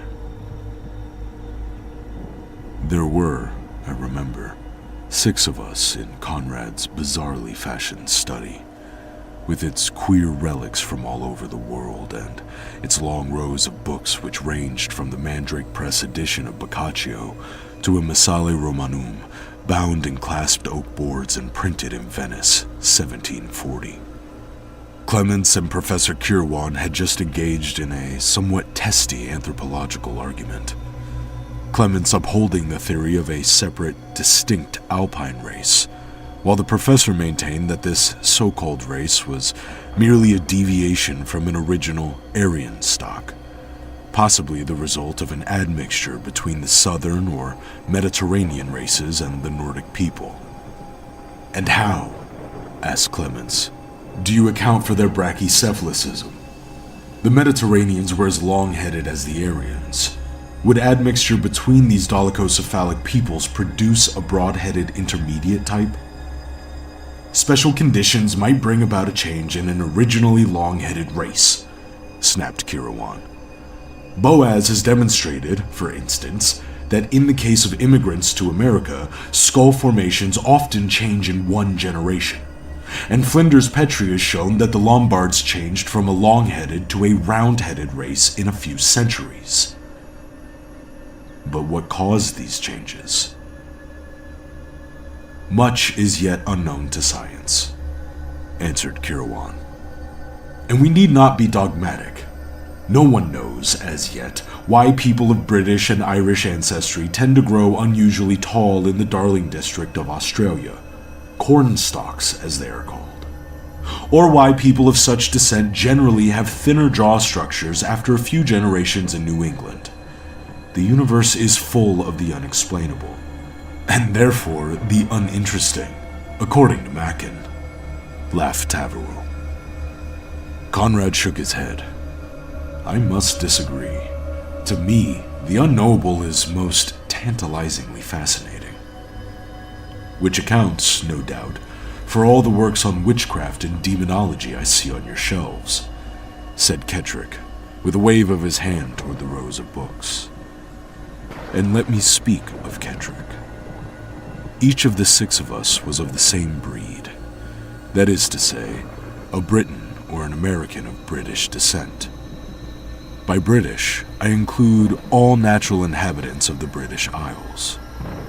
We represented various strains of English and Celtic blood, but basically, these strains are the same after all. But Kettrick, to me, the man always seemed strangely alien. It was in his eyes that this difference showed externally. They were a sort of amber, almost yellow, and slightly oblique. At times, when one looked at his face from certain angles, they seemed to slant like a Chinaman's. Others than I had noticed this feature, so unusual in a man of pure Anglo-Saxon descent. The usual myths ascribing his slanted eyes to some prenatal influence had been mooted out, and I remember Professor Hendrik Bruller once remarked that Kettrick was undoubtedly an atavism, representing a reversion of type to some dim and distant ancestor of Mongolian blood. A sort of freak reversion, since none of his family showed such traces. But Kettrick comes of the Welsh branch of the Settricks of Sussex, and his lineage is set down in the Book of Peers. There you may read the line of his ancestry, which extends unbroken to the days of Canute.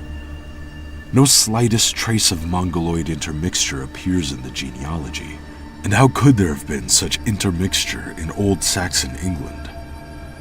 For Kettrick is the modern form of Cedric, and though that branch fled into Wales before the invasion of the Danes, its male heirs consistently married with English families on the border marches, and it remains a pure line of the powerful Sussex Cedrics, almost pure Saxon.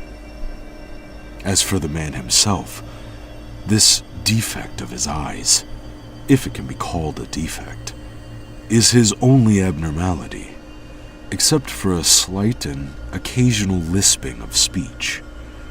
He is highly intellectual and a good companion, except for a slight aloofness and a rather callous indifference, which may serve to mask an extremely sensitive nature. Referring to his remark, I said with a laugh, "Conrad pursues the obscure and mystic as some men pursue romance. His shelves throng with delightful nightmares of every variety." Our host nodded. "You'll find there are a number of delectable dishes. Mackin, Poe, Blackwood, Maturin. Look, there's a rare feast. Horrid Mysteries by the Marquis of Gros, the real 18th century edition." Taverell scanned the shelves. Weird fiction seems to vie with works on witchcraft, voodoo, and dark magic. True. Historians and chronicles are often dull. Tale weavers never. The masters, I mean. A voodoo sacrifice can be described in such a dull manner as to take all the real fantasy out of it, and leave it merely a sordid murder. I will admit that few writers of fiction touch the true heights of horror. Most of their stuff is too concrete, given too much earthly shape and dimensions. But in such tales as Poe's Fall of the House of Usher, Macken's Black Seal, and Lovecraft's Call of Cthulhu, the 3 master horror tales, to my mind, the reader is born into dark and outer realms of imagination. "But look there," he continued. "There, sandwiched between that nightmare of Heisman's and Walpole's Castle of Otranto, von Juntz's Nameless Cults. There's a book to keep you awake at night." "I've read it," said Taverell, "and I'm convinced the man is mad. His work is like the conversation of a maniac. It runs with startling clarity for a while, then suddenly merges into vagueness and disconnected ramblings. Conrad shook his head. Have you ever thought that perhaps it is his very sanity that causes him to write in that fashion? What if he dares not put on paper all he knows?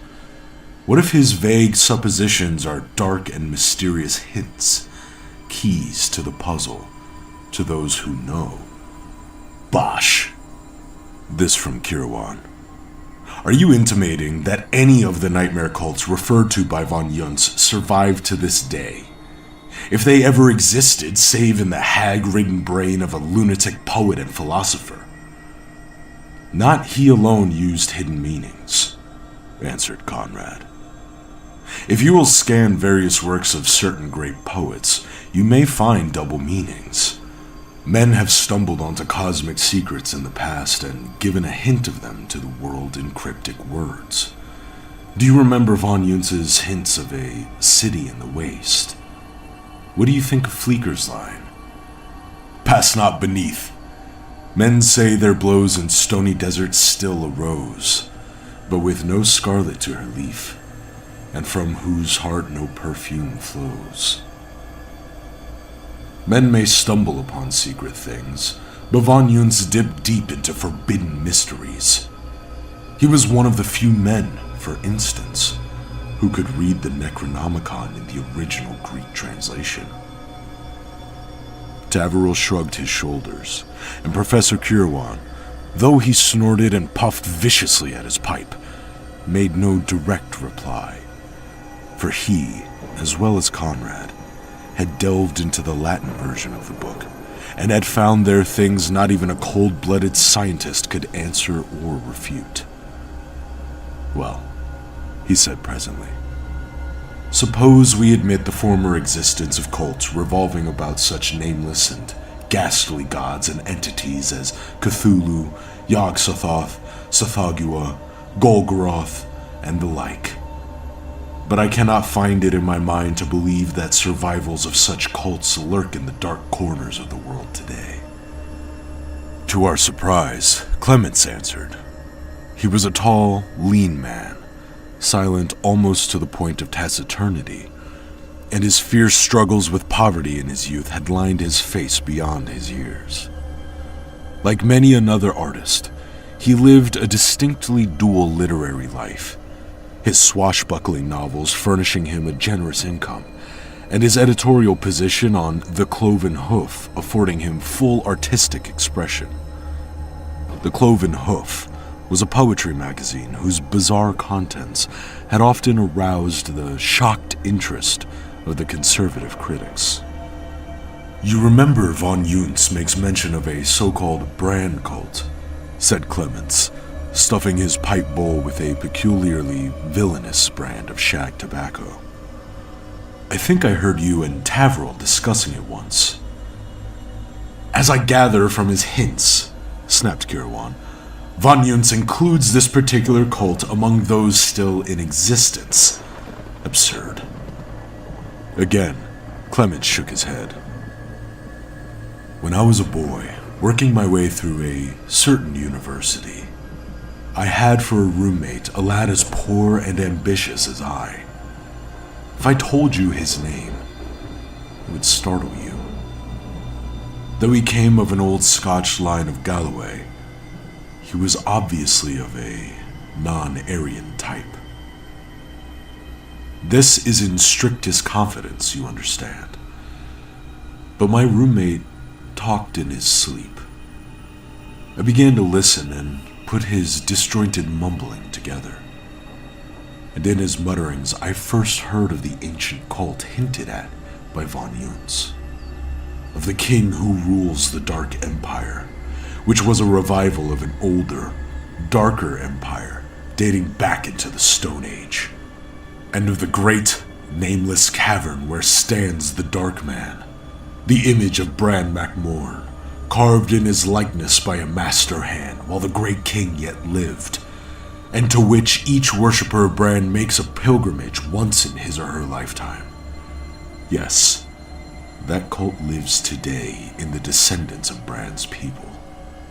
A silent, unknown current it flows on in the great ocean of life, waiting for the stone image of the great brand to breathe and move with sudden life, and come from the great cavern to rebuild their lost empire. And who were the people of that empire? Asked Kedrick. Picts, answered Taverel. Doubtless the people known later as the Wild Picts of Galloway were predominantly Celtic, a mixture of Gaelic, Cymric, Aboriginal, and possibly Teutonic elements. Whether they took their name from the older race or lent their own name to that race is a matter yet to be decided. But when von Jung speaks of Picts, he refers specifically to the small, dark, garlic-eating peoples of Mediterranean blood who brought the Neolithic culture into Britain. The first settlers of that country, in fact, who gave rise to the tales of earth spirits and goblins. I cannot agree to that last statement, said Conrad. These legends ascribe a deformity and inhumanness of appearances to the characters. There was nothing about the Picts to excite such horror and repulsion in the Aryan peoples. I believe that the Mediterraneans were preceded by a Mongoloid type, very low in the scale of development, whence these tales. Quite true, broke in Kirwan. But I hardly think they preceded the Picts, as you call them, into Britain. We find troll and dwarf legends all over the continent, and I am inclined to think that both the Mediterranean and Aryan people brought these tales with them from the continent. They must have been of extremely inhuman aspect, those early Mongoloids. At least, said Conrad, here is a flint mallet a miner found in the Welsh hills and gave to me, which has never been fully explained. It is obviously of no ordinary Neolithic make. See how small it is, compared to most implements of that age. Almost like a child's toy. Yet it is surprisingly heavy, and no doubt a deadly blow could be dealt with it. I fitted the handle to it myself, and you'd be surprised to know how difficult it was to carve it into a shape and balance corresponding with the head. We looked at the thing. It was made well, polished somewhat like the other remnants of the Neolithic I had seen, yet as Conrad said, it was strangely different. Its small size was oddly disquieting, for it had no appearance of a toy otherwise. It was as sinister in suggestion as an Aztec sacrificial dagger. Conrad had fashioned the oaken handle with rare skill, and in carving it to fit the head, had managed to give it the same unnatural appearance as the mallet itself had. He had even copied the workmanship of primal times, fixing the head into the cleft of the haft with rawhide. My word! Taverel made a clumsy pass at an imaginary antagonist and nearly shattered a costly Shang vase. The balance of the thing is all off-center. I'd have to readjust all my mechanics of poise and equilibrium to handle it. Let me see it. Kettrick took the thing and fumbled with it, trying to strike the secret of its proper handling. At length, somewhat irritated, he swung it up and struck a heavy blow at a shield which hung on the wall nearby. I was standing near it. I saw the hellish mallet twist in his hand like a live serpent, and his arm wrenched out of line. I heard a shout of alarmed warning. Then, darkness came with the impact of the mallet against my head. Slowly, I drifted back to consciousness. First, there was a dull sensation with blindness and total lack of knowledge as to where I was, or what I was. Then vague realization of life and being, and a hard something pressing into my ribs. Then the mists cleared, and I came to myself completely. I lay on my back, half beneath some underbrush, and my head throbbed fiercely. Also, my hair was caked and clotted with blood, for the scalp had been laid open. But my eyes traveled down my body and limbs, naked, but for a deerskin loincloth and sandals of the same material, and found no other wound. That which pressed so uncomfortably into my ribs was my axe, on which I had fallen. Now an abhorrent babble reached my ears and stung me into clear consciousness. The noise was faintly like language, but not such language as men are accustomed to. It sounded much like the repeated hissing of many great snakes. I stared. I lay in a great, gloomy forest. The glade was overshadowed, so that even in the daytime it was very dark. Aye, that forest was dark, cold, silent, gigantic, and utterly grisly. And I looked into the glade. I saw a shambles. 5 men lay there, at least what had been 5 men. Now, as I marked the abhorrent mutilations, my soul sickened, and about clustered the things. Humans they were, of a sort, though I did not consider them so. They were short and stocky, with broad heads too large for their scrawny bodies.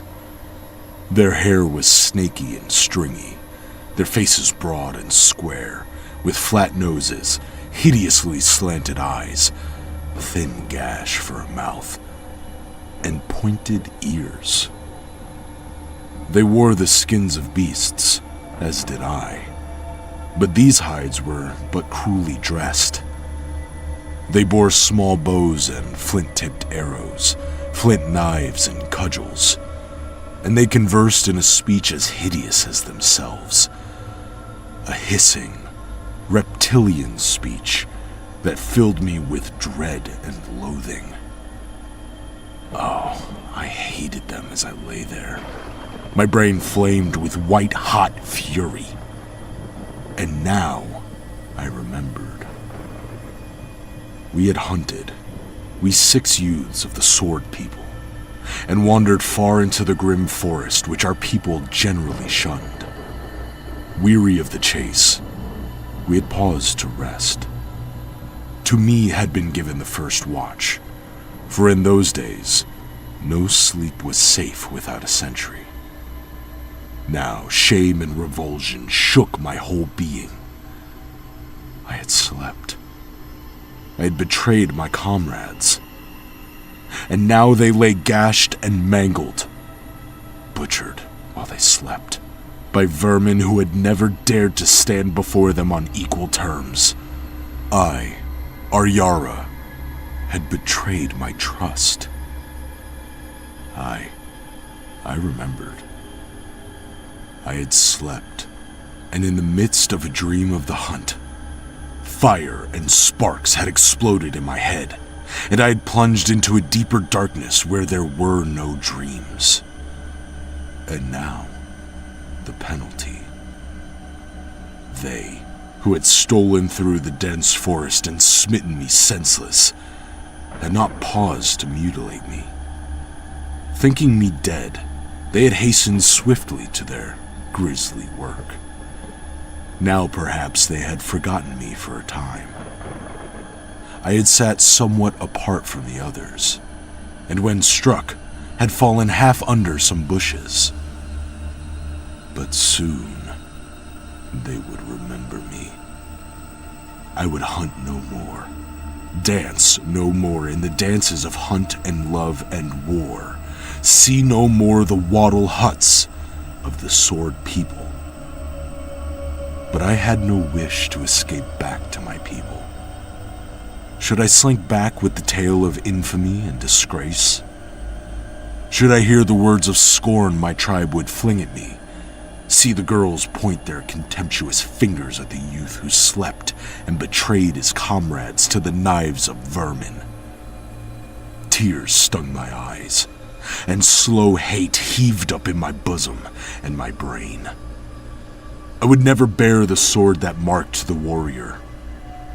I would never triumph over worthy foes and die gloriously beneath the arrows of the Picts or the axes of the wolf people or the river people. I would go down to death beneath a nauseous rabble, whom the Picts had long ago driven into forest dens like rats. And mad rage gripped me and dried my tears, giving in their stead a berserk blaze of wrath. If such reptiles were to bring about my downfall, I would make it a fall long remembered, if such beasts had memories. Moving cautiously, I shifted until my hand was on the haft of my axe. Then I called on Ilmarinen and bounded up as a tiger springs. And as a tiger springs, I was among my enemies and mashed a flat skull as a man crushes the head of a snake. A sudden wild clamor of fear broke from my victims, and for an instant they closed round me, hacking and stabbing. A knife gashed my chest, but I gave no heed. A red mist waved before my eyes, and my body and limbs moved in perfect accord with my fighting brain. Snarling, hacking, and smiting, I was a tiger among reptiles. In an instant, they gave way and fled, leaving me bestriding half a dozen stunted bodies. But I was not satiated. I was close on the heels of the tallest one, whose head would perhaps come to my shoulder, and who seemed to be their chief. He fled down a sort of runway, squealing like a monstrous lizard, and when I was close at his shoulder, he dived, snake-like, into the bushes. But I was too swift for him, and I dragged him forth and butchered him in a most gory fashion.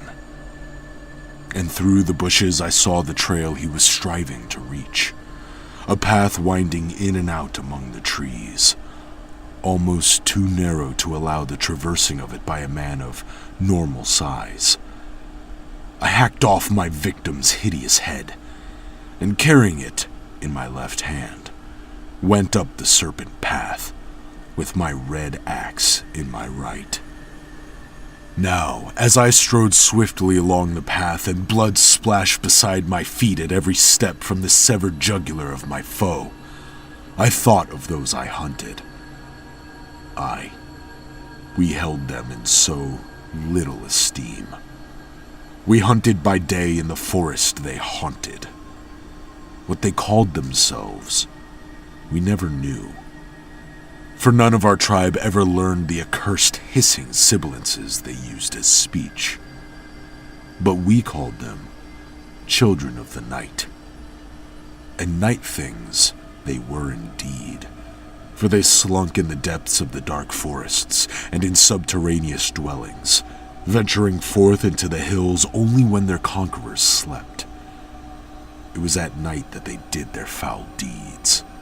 The quick flight of a flint-tipped arrow to slay cattle, or perhaps a loitering human, the snatching of a child that had wandered from the village. But it was for more than this we gave them their name. They were, in truth, people of night and darkness, and the ancient, horror-ridden shadows of bygone ages. For these creatures were very old, and they represented an outworn age. They had once overrun and possessed this land, and they had been driven into hiding and obscurity by the dark, fierce little Picts, with whom we contested now, and who hated and loathed them as savagely as we did. The Picts were different from us in general appearance, being shorter of stature and dark of hair, eyes, and skin, whereas we were tall and powerful, with yellow hair and light eyes. But they were cast in the same mold. For all of that, these children of the night seemed not human to us, with their deformed, dwarfish bodies, yellow skin, and hideous faces. They were reptiles. Vermin. And my brain was like to burst with fury when I thought that it was these vermin on whom I was to glut my axe and perish. Bah! There's no glory slaying snakes or dying from their bites.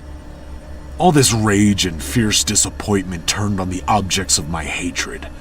And with the old red mist waving in front of me, I swore by all the gods I knew to wreak such red havoc before I died as to leave a dread memory in the minds of the survivors. My people would not honor me. In such contempt they held the children. But those children that I left alive would remember me and shudder. So I swore, gripping savagely my axe, which was of bronze, set in a cleft of the oaken haft, and fastened securely with rawhide. Now I heard ahead a sibilant, abhorrent murmur, and a vile stench filtered to me through the trees. Human, yet less than human. A few moments more and I emerged from the deep shadows into a wide open space. I had never before seen a village of the children. There was a cluster of earthen domes, with low doorways sunk into the ground, squalid dwelling places, half above and half below the earth. And I knew from the talk of the old warriors that these dwelling places were connected by underground corridors, so the whole village was like an antbed or a system of snake holes. And I wondered if other tunnels did not run off under the ground and emerge long distances from the villages. Before the domes clustered a vast group of the creatures, hissing and jabbering at a great rate. I had quickened my pace, and now as I burst from cover, I was running with the fleetness of my race. A wild clamor went up from the rabble as they saw the Avenger, tall, blood-stained, and blazing-eyed, leap from the forest, and I cried out fiercely, flung the dripping head among them, and bounded like a wounded tiger into the thick of them. Oh, there was no escape for them now. They might have taken to their tunnels, but I would have followed, even to the guts of hell. They knew they must slay me, and they closed around, 100 strong, to do it. There was no wild blaze of glory in my brain as there had been against worthy foes. But the old berserk madness of my race was in my blood, and the smell of blood and destruction in my nostrils. I know not how many I slew. I only know that they thronged about me in a writhing, slashing mess, like serpents about a wolf, and I smote until the axe edge turned and bent, and the axe became no more than a bludgeon.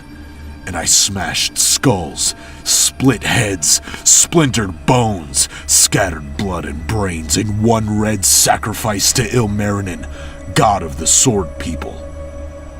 Bleeding from 100 wounds, blinded by a slash across the eyes, I felt a flint knife sink deep into my groin, and at the same instant a cudgel laid my scalp open. I went to my knees, but reeled up again, and saw in a thick red fog a ring of leering, slant-eyed faces. I lashed out as a dying tiger strikes, and the faces broke in red ruin. And as I sagged, overbalanced by the fury of my stroke, a taloned hand clutched my throat and a flint blade was driven into my ribs and twisted venomously. Beneath a shower of blows, I went down again. But the man with the knife was beneath me, and with my left hand I found him and broke his neck before he could writhe away. Life was waning swiftly. Through the hissing and howling of the children, I could hear the voice of Ilmarinen. Yet once again, I rose stubbornly through a very whirlwind of cudgels and spears. I could no longer see my foes, even in a red mist. But I could feel their blows and knew they surged about me.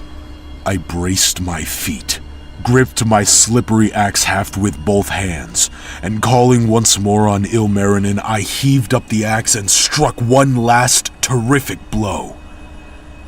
And I must have died on my feet, for there was no sensation of falling, even as I knew, with a last thrill of savagery, that I slew, even as I felt the splintering of skulls beneath my axe. Darkness came with oblivion. I came suddenly to myself. I was half reclining in a big armchair, and Conrad was pouring water on me. My head ached, and a trickle of blood had half dried on my face. Kirwan, Tavro, and Clemens were hovering about, anxiously, while Ketrick stood just in front of me, still holding the mallet, his face schooled to a polite perturbation which his eyes did not show. And at the sight of those cursed eyes, a red madness surged up in me. "There," Conrad was saying. "I told you he'd come out of it in a moment. Just a light crack. He's taken harder than that. All right now, aren't you, O'Donnell?" At that I swept them aside, and with a single low snarl of hatred, launched myself at Ketrick. Taken utterly by surprise, he had no opportunity to defend himself. My hands locked on his throat, and we crashed together on the ruins of a divan. The others cried out in amazement and horror, and sprang to separate us, or rather, to tear me from my victim, for already Ketrick's slant eyes were beginning to start from their sockets. "For God's sake, O'Donnell!" exclaimed Conrad, seeking to break my grip. "What's come over you? Ketrick didn't mean to hit you. Let go, you idiot!" A fierce wrath almost overcame me at these men who were my friends, men of my own tribe, and I swore at them in their blindness as they finally managed to tear my strangling fingers from Ketrick's throat. He sat up and choked and explored the blue marks my fingers had left, while I raged and cursed, nearly defeating the combined efforts of the four to hold me. "You fools!" I screamed. "Let me go! Let me do my duty as a tribesman! You blind fools! I care nothing for the paltry blow he dealt me. He and his dealt stronger blows than that against me, in bygone ages. You fools, he's marked with the brand of the beast, the reptile, the vermin we exterminated centuries ago. I must crush him, stamp him out, rid the clean earth of his accursed pollution." So I raved and struggled, and Conrad gasped to Ketrick over his shoulder. "Get out, quick! He's out of his head! His mind is unhinged! Get away from him!" Now I look out over the ancient dreaming downs and the hills and deep forests beyond, and I ponder. Somehow, that blow from that ancient, accursed mallet knocked me back into another age and another life. While I was Aryara, I had no cognizance of any other life. It was no dream. It was a stray bit of reality wherein I, John O'Donnell, once lived and died, and back into which I was snatched across the voids of time and space by a chance blow. Time and times are but cogwheels, unmatched, grinding on oblivious to one another. Occasionally, oh, very rarely, the cogs fit. The pieces of the plot snap together momentarily and give men faint glimpses beyond the veil of this everyday blindness we call reality. I am John O'Donnell, and I was Aryara, who dreamed dreams of war glory and hunt glory and feast glory, and who died on a red heap of his victims in some lost age. But in what age? And where? The last I can answer for you. Mountains and rivers change their contours. The landscapes alter. but the Downs least of all. I look out upon them now, and I remember them, not only with John O'Donnell's eyes, but with the eyes of Ariara. They are but little changed. Only the great forest has shrunk and dwindled, and in many, many places vanished utterly. But here, on these very downs, Ariara lived and fought and loved, and in yonder forest, he died. Kirwan was wrong. The little, fierce, dark Picts were not the first men in the Isles. There were beings before them. Aye, the children of the night. Legends. Why, the children were not unknown to us when we came into what is now the Isle of Britain. We had encountered them before, ages before. Already we had our myths of them. But we found them in Britain. Nor had the Picts totally exterminated them. Nor had the Picts, as so many believe, preceded us by many centuries. We drove them before us as we came, in that long drift from the east. I, Ariara, knew old men who had marched on that century-long trek, who had been born in the arms of yellow-haired women over countless miles of forest and plain, and who, as youths, had walked into the vanguard of the invaders.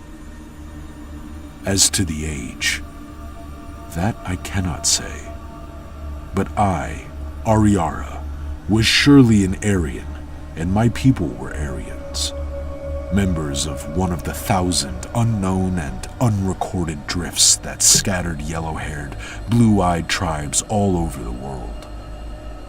The Celts were not the first to come into Western Europe. I, Ariara, was of the same blood and appearance as the men who sacked Rome, but mine was a much older strain. Of the language spoke, no echo remains in the waking mind of John O'Donnell. But I knew that Ariara's tongue was to ancient Celtic what ancient Celtic is to modern Gaelic. Ilmarinen! I remember the god I called upon, the ancient god who worked in metals, in bronze then.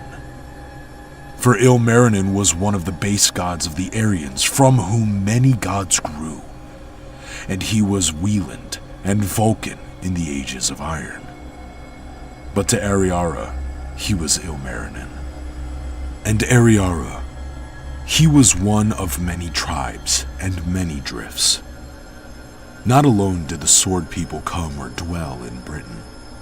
The river people were before us, and the wolf people came later. But they were Aryans like us, light-eyed and tall and blonde.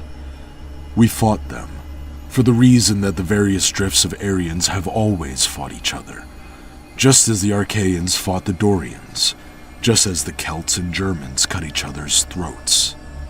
Aye, just as the Hellenes and the Persians, who were once one people and of the same drift, split in two different ways on the long trek, and centuries later met and flooded Greece and Asia Minor with blood. Now understand, all this I did not know as Ariara. I, Ariara, knew nothing of all these worldwide drifts of my race. I knew only that my people were conquerors, that a century ago my ancestors had dwelt in the Great Plains far to the east, plains populous with fierce, yellow-haired, light-eyed people like myself, that my ancestors had come westward in a great drift, and that in that drift, when my tribesmen met tribes of other races, they trampled and destroyed them, and when they met other yellow-haired, light-eyed people of older or newer drifts, they fought savagely and mercilessly, according to the old, illogical custom of the Aryan people.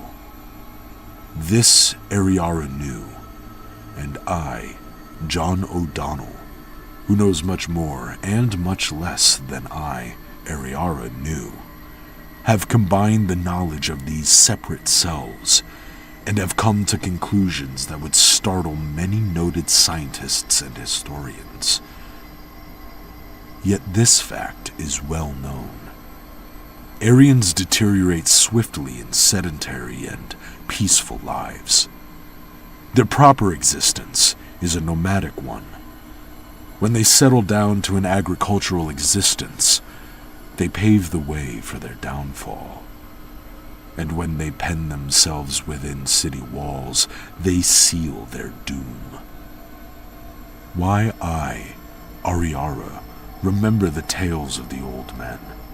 How the sons of the sword, on that long drift, found villages of white-skinned, yellow-haired people who had drifted into the west centuries before and had quit the wandering life to dwell among the dark, garlic-eating people and gain their sustenance from the soil. And the old men told how soft and weak they were, and how easily they fell before the bronze blades of the sword people. Look, is not the whole history of the sons of Aryan laid on those lines? Look, how swiftly has Persian followed Mede, Greek, Persian, Roman, Greek, and German, Roman. Aye, and the Norsemen followed the Germanic tribes when they had grown flabby from a century or so of peace and idleness, and despoiled the spoils they had taken in the Southland. But let me speak of Kettrick. The short hairs at the back of my neck bristle at the very mention of his name. A reversion to type. But not to the type of some cleanly Chinaman or Mongol of recent times. The Danes drove his ancestors into the hills of Wales.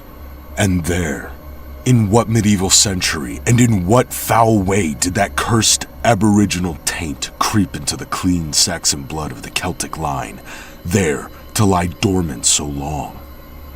The Celtic Welsh never mated with the children any more than the Picts did. But there must have been survivals, vermin lurking in those grim halls that had outlasted their time and age. In Ariara's day, they were scarcely human. What must 1,000 years of retrogression have done to the breed?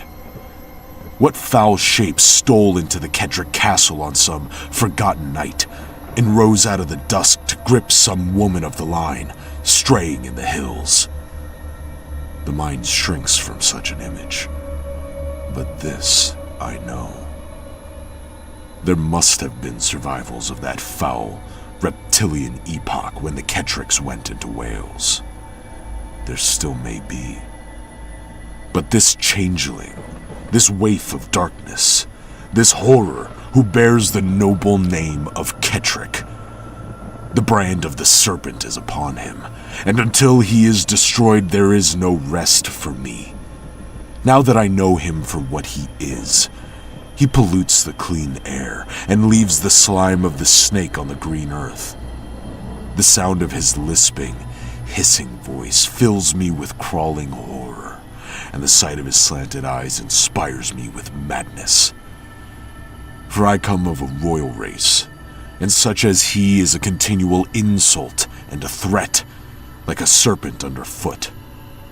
Mine is a regal race, though now it has become degraded and falls into decay by continual admixture with conquered races. The waves of alien blood have washed my hair black and my skin dark, and I still have the lordly stature and the blue eyes of a royal Aryan. And as my ancestors, as I, Ariara, destroyed the scum that writhed beneath our heels, so shall I, John O'Donnell, exterminate the reptilian thing, the monster bred of the snaky taint that slumbered so long unguessed in clean Saxon veins, the vestigial serpent things left to taunt the sons of Aryan. They say the blow I received affected my mind. I know it but opened my eyes. Mine ancient enemy walks often on the moors alone, attracted, though he may not know it, by ancestral urgings. And on one of these lonely walks, I shall meet him. And when I meet him, I will break his foul neck with my hands, as I, Ariara, broke the necks of foul night things in the long, long ago. Then they may take me and break my neck at the end of a rope if they will. I'm not blind, if my friends are. And in the sight of the old Aryan god, if not in the blinded eyes of men, I will have kept faith with my tribe.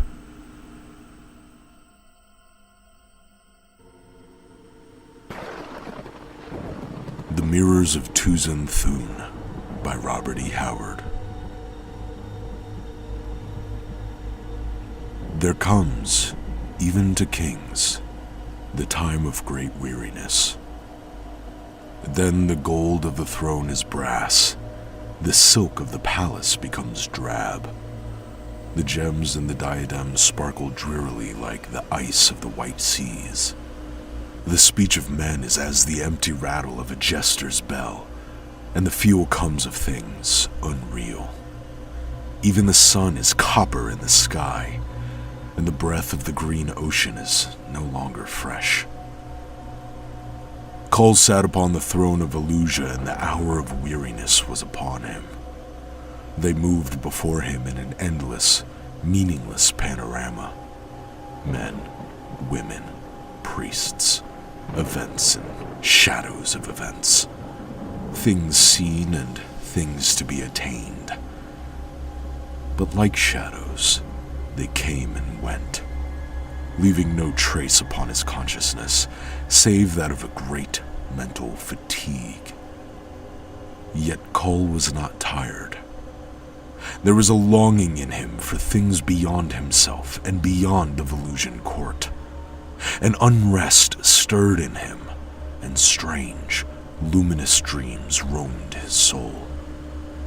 At his bidding, there came to him Brule the Spear Slayer, warrior of Pictland, from the islands beyond the west. Lord King, you are tired of the life of the court. Come with me upon my galleon, let us roam the tides for a space. Nay. Kull rested his chin moodily upon his right hand. I am weary beyond all these things. The cities hold no lure for me, and the borders are quiet. I hear no more the sea songs I heard when I lay as a boy on the booming crags of Atlantis, and the night was alive with blazing stars. No more do the green woodlands beckon me as of old. There's a strangeness upon me, and a longing beyond life's longings. Go! Brule went forth in a doubtful mood, leaving the king brooding upon his throne. Then to Kull stole a girl of the court and whispered, Great king, seek Tuzan Thun, the wizard. The secrets of life and death are his, and the stars in the sky, the lands beneath the seas. Kull looked at the girl. Fine gold was her hair, and her violet eyes were slanted strangely. She was beautiful, but her beauty meant little to Kull. Tuzan Thun, he repeated. Who is he? A wizard of the Elder race. He lives here in Volusia, by the Lake of Visions in the House of 1,000 Mirrors. All things are known to him, Lord King. He speaks with the dead and holds converse with the demons of the lost lands. Kull arose. I will seek out this mummer, but no word of my going. Do you hear? I am your slave, my lord. And she sank to her knees meekly. But the smile of her scarlet mouth was cunning behind Kull's back, and the gleam of her narrow eyes was crafty. Kull came to the house of Tuzan Thun, beside the Lake of Visions. Wide and blue stretched the waters of the lake, and many a fine palace rose upon its banks. Many swan-winged pleasure boats drifted lazily upon its hazy surface, and evermore there came the sound of soft music. Tall and spacious, but unpretentious, rose the House of 1,000 Mirrors. The great doors stood open, and Kull ascended the broad stair and entered, unannounced. There in a great chamber, whose walls were of mirrors, he came upon Tuzan Thun, the wizard. The man was ancient as the hills of Zalgara. Like wrinkled leather was his skin, but his cold gray eyes were like sparks of sword steel. Skald of Cthulhu, my house is yours, said he, bowing with old-time courtliness and motioning Kull to a throne-like chair. You are a wizard, I have heard, said Kull bluntly, resting his chin upon his hand and fixing his somber eyes upon the man's face. Can you do wonders? The wizard stretched forth his hand. His fingers opened and closed like a bird's claws. Is that not a wonder?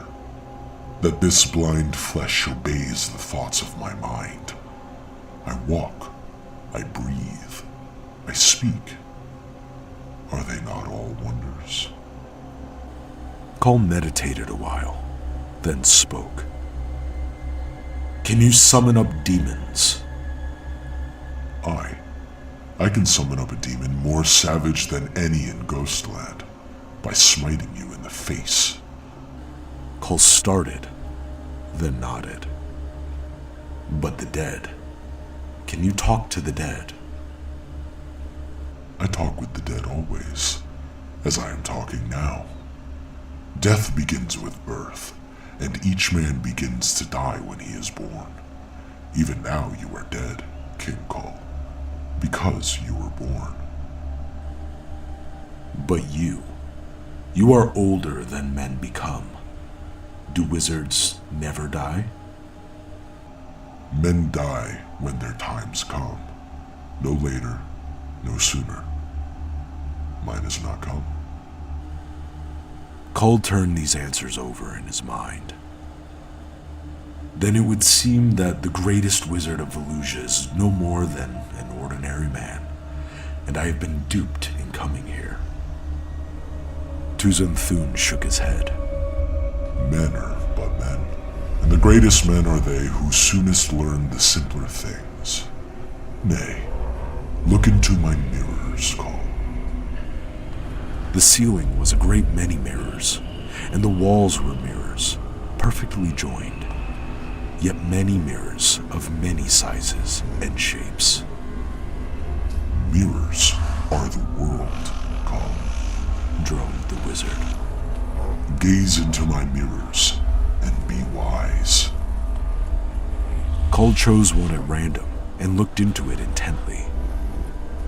The mirrors upon the opposite wall were reflected there, reflecting others, so that he seemed to be gazing down a long, luminous corridor, formed by mirror behind mirror. And far down this corridor moved a tiny figure. Kull looked long ere he saw that the figure was the reflection of himself. He gazed, and a queer feeling of pettiness came over him. It seemed that tiny figure was the true Kull, representing the real proportions of himself. So he moved away and stood before another. Look closely, Kull. That is the mirror of the past, he heard the wizard say. Gray fogs obscured the vision, great billows of mist, ever heaving and changing like the ghost of a great river. Through these fogs, Kull caught swift, fleeting visions of horror and strangeness. Beasts and men moved there, and shapes neither men nor beasts. Great exotic blossoms glowed through the grayness. Tall tropic trees towered high over reeking swamps, where reptilian monsters wallowed and bellowed. The sky was ghastly with flying dragons, and the restless seas rocked and roared and beat endlessly along the muddy beaches. Man was not. Yet man was the dream of the gods, and strange were the nightmare forms that glided through the noisome jungles. Battle and onslaught were there, and frightful love. Death was there, for life and death go hand in hand. Across the slimy beaches of the world sounded the bellowing of the monsters, and incredible shapes loomed through the streaming curtain of the incessant rain. This is of the future. Cole looked in silence. See you. What? A strange world, said Cole heavily. The 7 empires are crumbled to dust and are forgotten.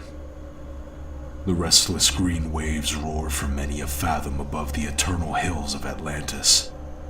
The mountains of Lemuria of the west are the islands of an unknown sea. Strange savages roam the Elder Lands, and new lands flung strangely from the deeps, defiling the Elder Shrines. Volusia has vanished, and all the nations of today, they of tomorrow, are strangers. They know us not. Time strides onward, said Tuzan Thun calmly. We live today. What care we for tomorrow or yesterday? The wheel turns and nations rise and fall. The world changes, and times return to savagery to rise again through the long age.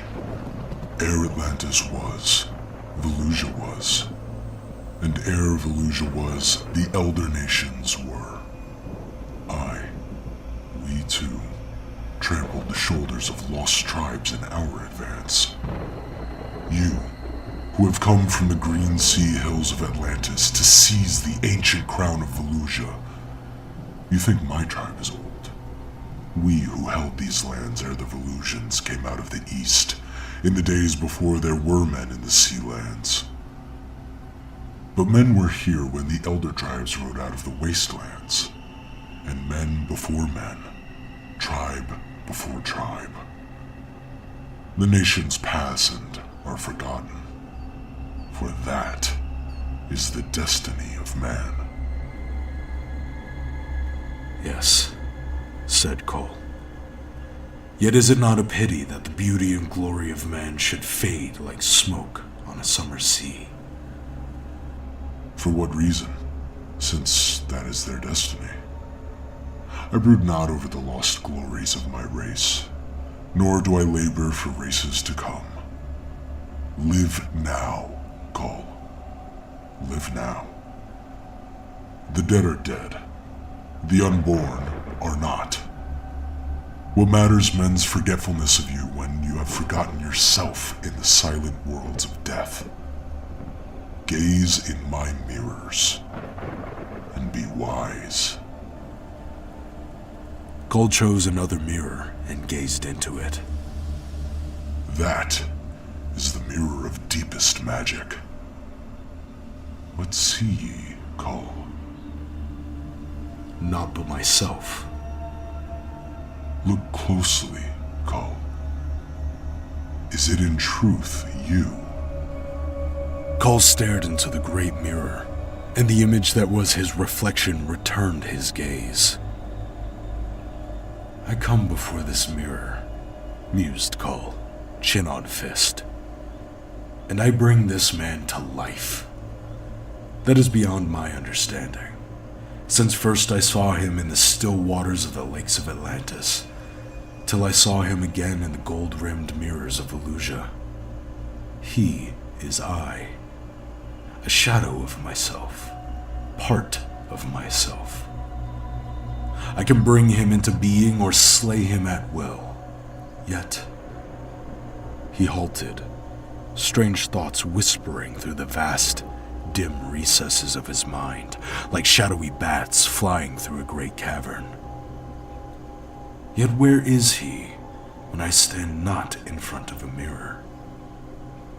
May it be in man's power thus lightly to form and destroy a shadow of life and existence? How do I know that when I step back from the mirror, he vanishes into the void of naught?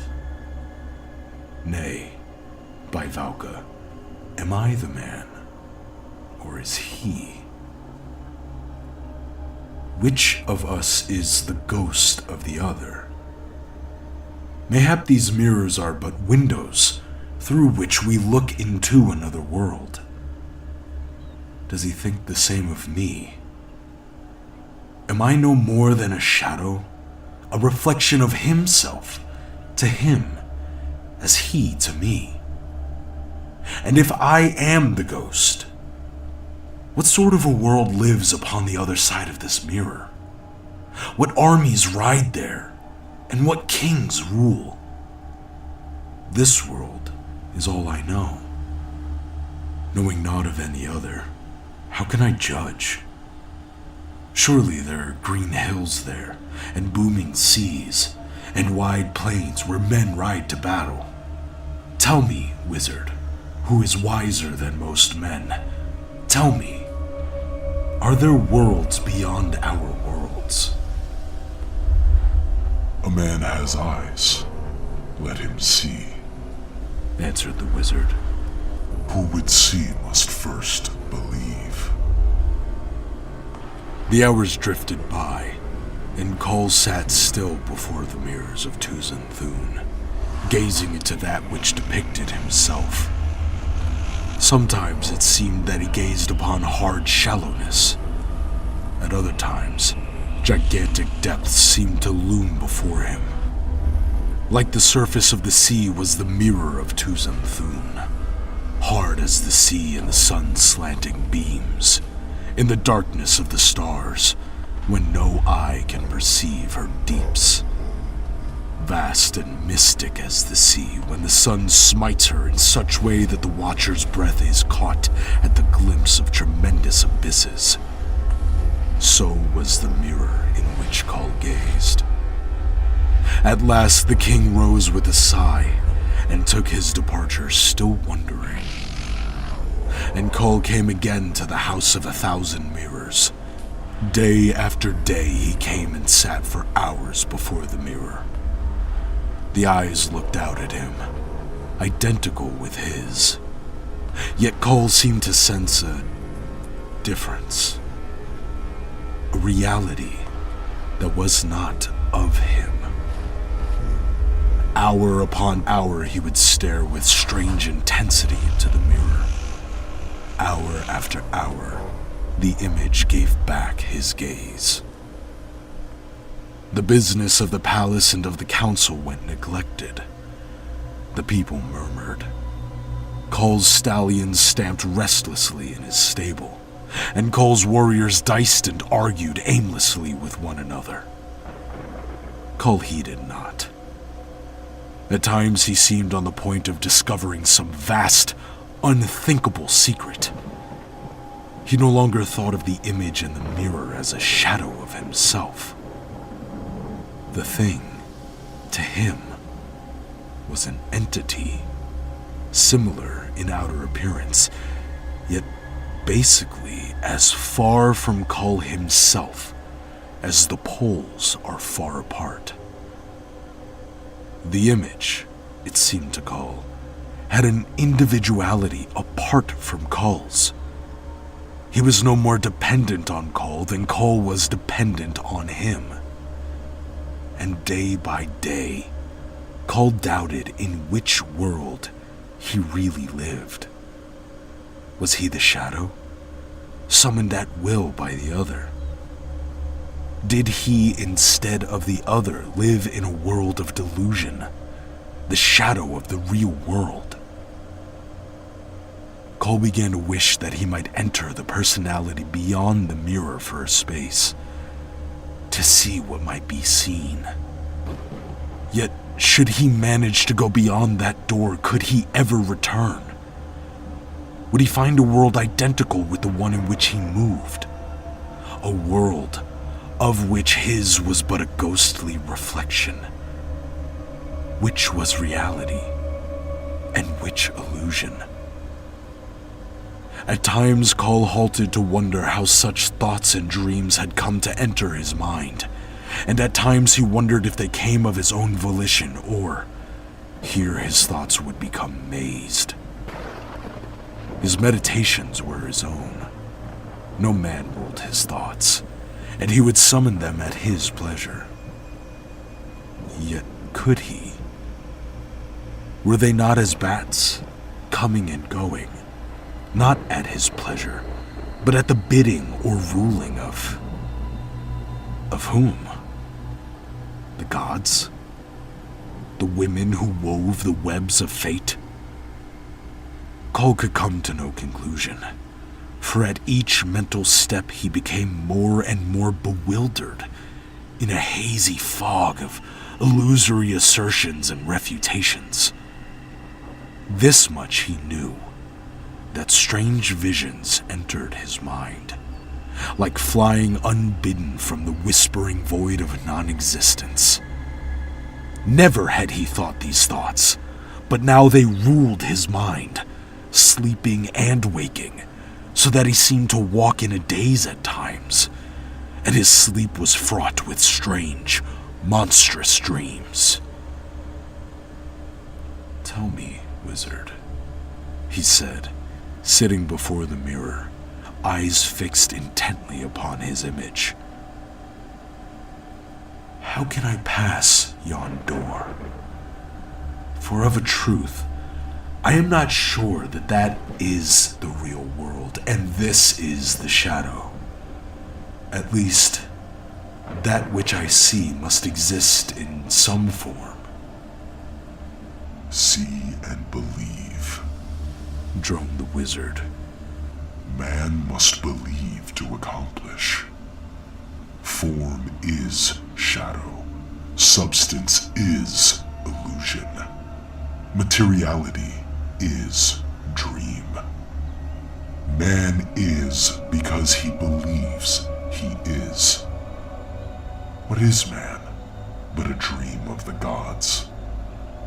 Yet man can be that which he wishes to be. Form and substance. They are but shadows. The mind, the ego, the essence of the god dream, that is real. That is immortal. See and believe, if you would accomplish, Kull. The king did not fully understand. He never fully understood the enigmatical utterances of the wizard. Yet, they struck somewhere in his being, a dim, responsive chord. So day after day, he sat before the mirrors of Tuzan Thun. Ever the wizard lurked behind him like a shadow.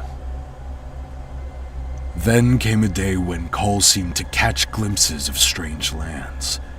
There, fitted across his consciousness, dim thoughts and recognitions. Day by day, he had seemed to lose touch with the world.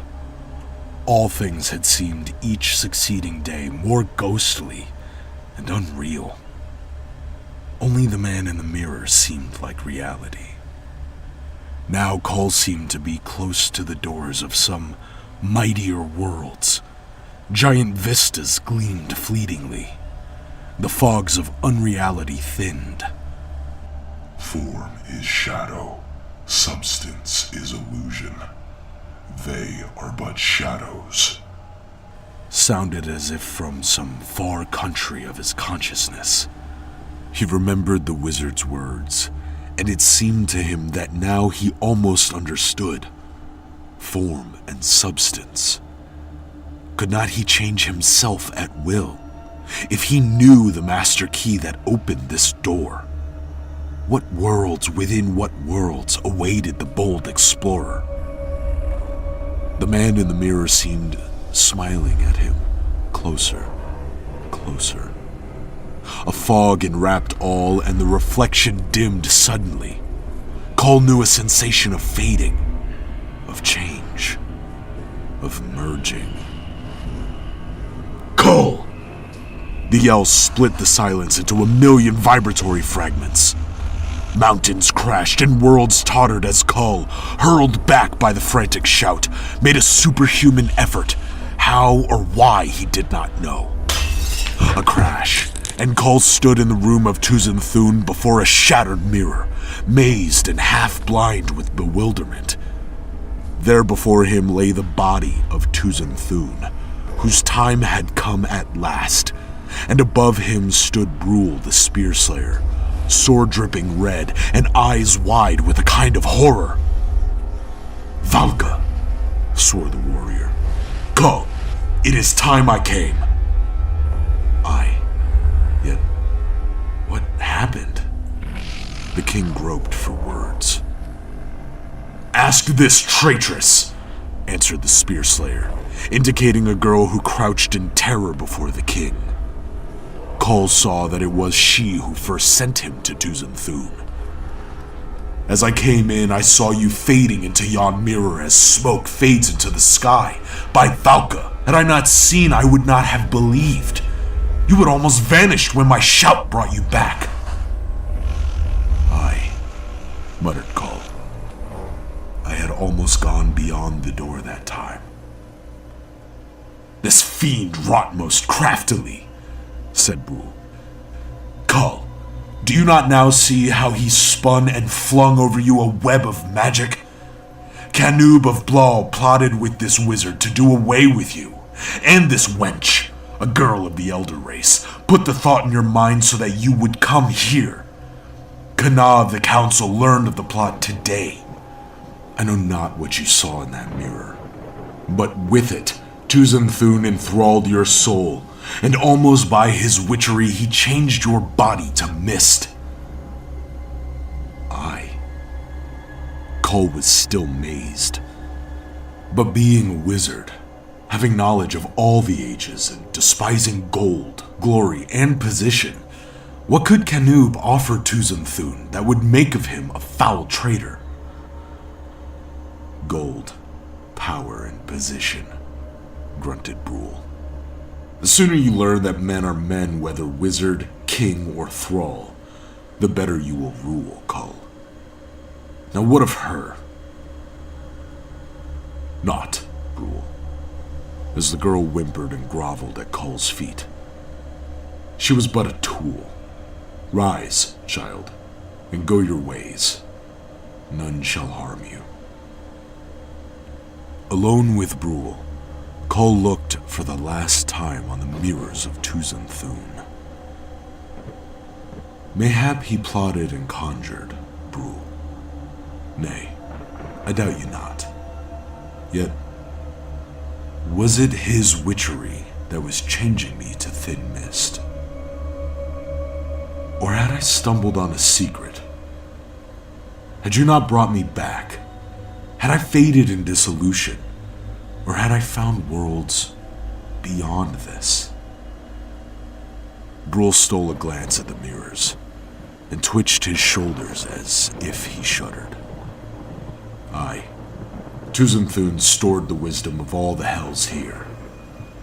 Let us be gone, Kull, ere they bewitch me too. Let us go then, answered Kull, and side by side they went forth from the House of 1,000 Mirrors, where, mayhap, are prisoned the souls of men. None looked now in the mirrors of Tuzan Thun. The pleasure boats shun the shore where stands the wizard's house, and no one goes in the house or to the room where Tuzan Thun's dried and withered carcass lies before the mirrors of illusion. The place is shunned as a place accursed, and though it stands for 1,000 years to come, no footsteps shall echo there.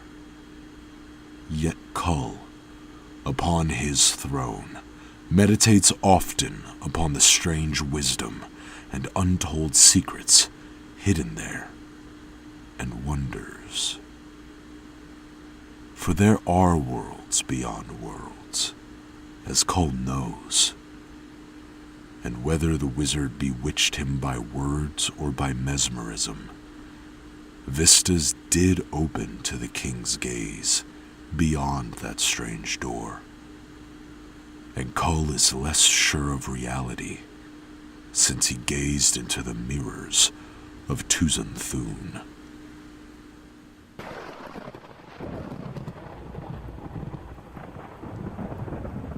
The Black Stone by Robert E. Howard. They say foul things of old times still lurk in dark, forgotten corners of the world, and gates still gape to loose on certain nights, shapes pent in hell. Justin Joffrey. I read of it first in the strange book of von Junz, the German eccentric who lived so curiously and died in such grisly and mysterious fashion. It was my fortune to have access to his nameless cults in the original edition, the so-called Black Book, published in Dusseldorf in 1839, shortly before a hounding doom overtook the author. Collectors of rare literature were familiar with nameless cults, mainly through the cheap and faulty translation which was pirated in London by Bridewell in 1845, and the carefully expurgated edition put out by the Golden Goblin Press of New York, 1909. But the volume I stumbled upon was one of the unexpurgated German copies, with heavy black leather covers and rusty iron hasps. I doubt if there are more than half a dozen such volumes in the entire world today, for the quantity issued was not great, and when the manner of the author's demise was bruited about, many possessors of the book burned their volumes in panic.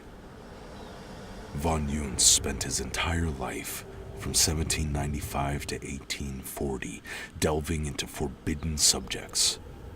He traveled in all parts of the world, gained entrance into innumerable secret societies, and read countless little-known and esoteric books and manuscripts in the original, and in the chapters of the Black Book, which range from startling clarity of exposition to murky ambiguity. There are statements and hints to freeze the blood of a thinking man. Reading what von Junz dared put in print arouses uneasy speculations as to what it was that he dared not tell. What dark matters, for instance, were contained in those closely written pages that formed the unpublished manuscript on which he worked unceasingly for months before his death, and which lay torn and scattered all over the floor of the locked and bolted chamber in which von Junz was found dead, with the marks of taloned fingers on his throat. It will never be known, for the author's closest friend, the Frenchman Alexis Ledoux, after having spent a whole night piecing the fragments together and reading what was written, burnt them to ashes and cut his own throat with the razor. But the contents of the published matter are shuddersome enough, even if one accepts the general view that they but represent the ravings of a madman.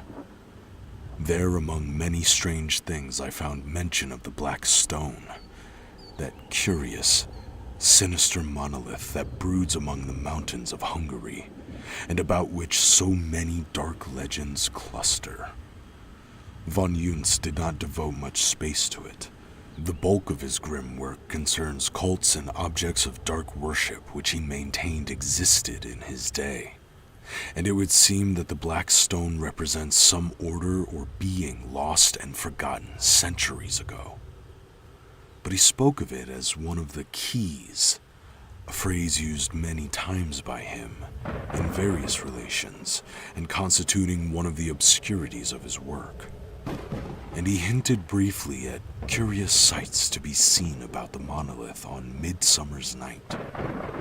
He mentioned Otto Dostman's theory that this monolith was a remnant of the Hunnish invasion and had been erected to commemorate a victory of Attila over the Goths. Von Junz contradicted this assertion without giving any refutatory facts, merely remarking that to attribute the origin of the Black Stone to the Huns was as logical as assuming that William the Conqueror reared Stonehenge. This implication of enormous antiquity piqued my interest immensely, and after some difficulty, I succeeded in locating a rat-eaten and moldering copy of Dostman's Remnants of Lost Empires, Berlin, 1809, Der Drachenhaus Press. I was disappointed to find that Dostman referred to the Black Stone even more briefly than had von Juntz, dismissing it with a few lines as an artifact comparatively modern in contrast with the Greco-Roman ruins of Asia Minor, which were his pet theme. He admitted his inability to make out the defaced characters on the monolith, but pronounced them unmistakably Mongoloid. However, little as I learned from Dostman, he did mention the name of the village adjacent to the Black Stone, Strigojkovar, an ominous name, meaning something like Witch Town. A close scrutiny of guidebooks and travel articles gave me no further information. Strigojkovar, not on any map that I could find, lay in a wild, little frequented region, out of the path of casual tourists. But I did find subject for thought in Dornley's Magyar folklore. In his chapter on dream myths, he mentions the Black Stone and tells of some curious superstitions regarding it, especially the belief that if anyone sleeps in the vicinity of the monolith, that person will be haunted by monstrous nightmares forever after. And he cited tales of the peasants regarding two curious people who ventured to visit the stone on Midsummer Night and who died raving mad because of something they saw there. That was all I could glean from Dornley, but my interest was even more intensely aroused as I sensed a distinctly sinister aura about the stone. The suggestion of dark antiquity, the recurrent hint of unnatural events on Midsummer Night, touched some slumbering instinct in my being, as one senses, rather than hears, the flowing of some dark, subterraneous river in the night. And I suddenly saw a connection between this stone and a certain weird and fantastic poem written by the mad poet Justin Joffrey, The People of the Monolith. Inquiries led to the information that Joffrey had indeed written that poem while traveling in Hungary, and I could not doubt that the Black Stone was the very monolith to which he referred in his strange verse. Reading his stanzas again, I felt once more the strange, dim stirrings of subconscious promptings that I had noticed when first reading of the stone. I had been casting about for a place to spend a short vacation, and I made up my mind. I went to Strigojkovar. A train of obsolete style carried me from Temesvar to within striking distance, at least, of my objective, and a 3 days' ride in a jouncing coach brought me to the little village which lay in a fertile valley high up in the fir-clad mountains. The journey itself was uneventful, but during the first day, we passed the old battlefield of Skomval, where the brave Polish-Hungarian knight, Count Boris Vladinov, made his gallant and futile stand against the victorious hosts of Suleiman the Magnificent when the Grand Turks swept over Eastern Europe in 1526. The driver of the coach pointed out to me a great heap of crumbling stones on a hill nearby, under which, he said, the bones of the brave count lay. I remembered a passage from Larsen's Turkish Wars, after the skirmish, in which the Count, with his small army, had beaten back the Turkish advance guard. The Count was standing beneath the half-ruined walls of the old castle on the hill, giving orders as to the disposition of his forces, when an aide brought to him a small, lacquered case which had been taken from the body of the famous Turkish scribe and historian, Selim Bahadur, who had fallen in the fight. The Count took therefrom a roll of parchment and began to read, but he had not read far before he turned very pale and, without saying a word, replaced the parchment in the case, and thrust the case into his cloak. At that very instant, a hidden Turkish battery suddenly opened fire, and the balls striking the old castle, the Hungarians were horrified to see the walls crash down in ruin, completely covering the brave count. Without a leader, the gallant's little army was cut to pieces, and in the war-swept years which followed, the bones of the noblemen were never recovered. Today, the natives point out a huge and moldering pile of ruins near Skomval beneath which, they say, still rests all that the centuries have left of Count Boris Vladinov. I found the village of Strogojkovar a dreamy, drowsy little village that apparently belied its sinister cognomen, a forgotten back eddy that progress had passed by. The quaint houses and the quainter dress and manners of the people were those of an earlier century. They were friendly, mildly curious, but not inquisitive, though visitors from the outside world were extremely rare. 10 years ago, another American came here and stayed a few days in the village, said the owner of the tavern where I'd put up.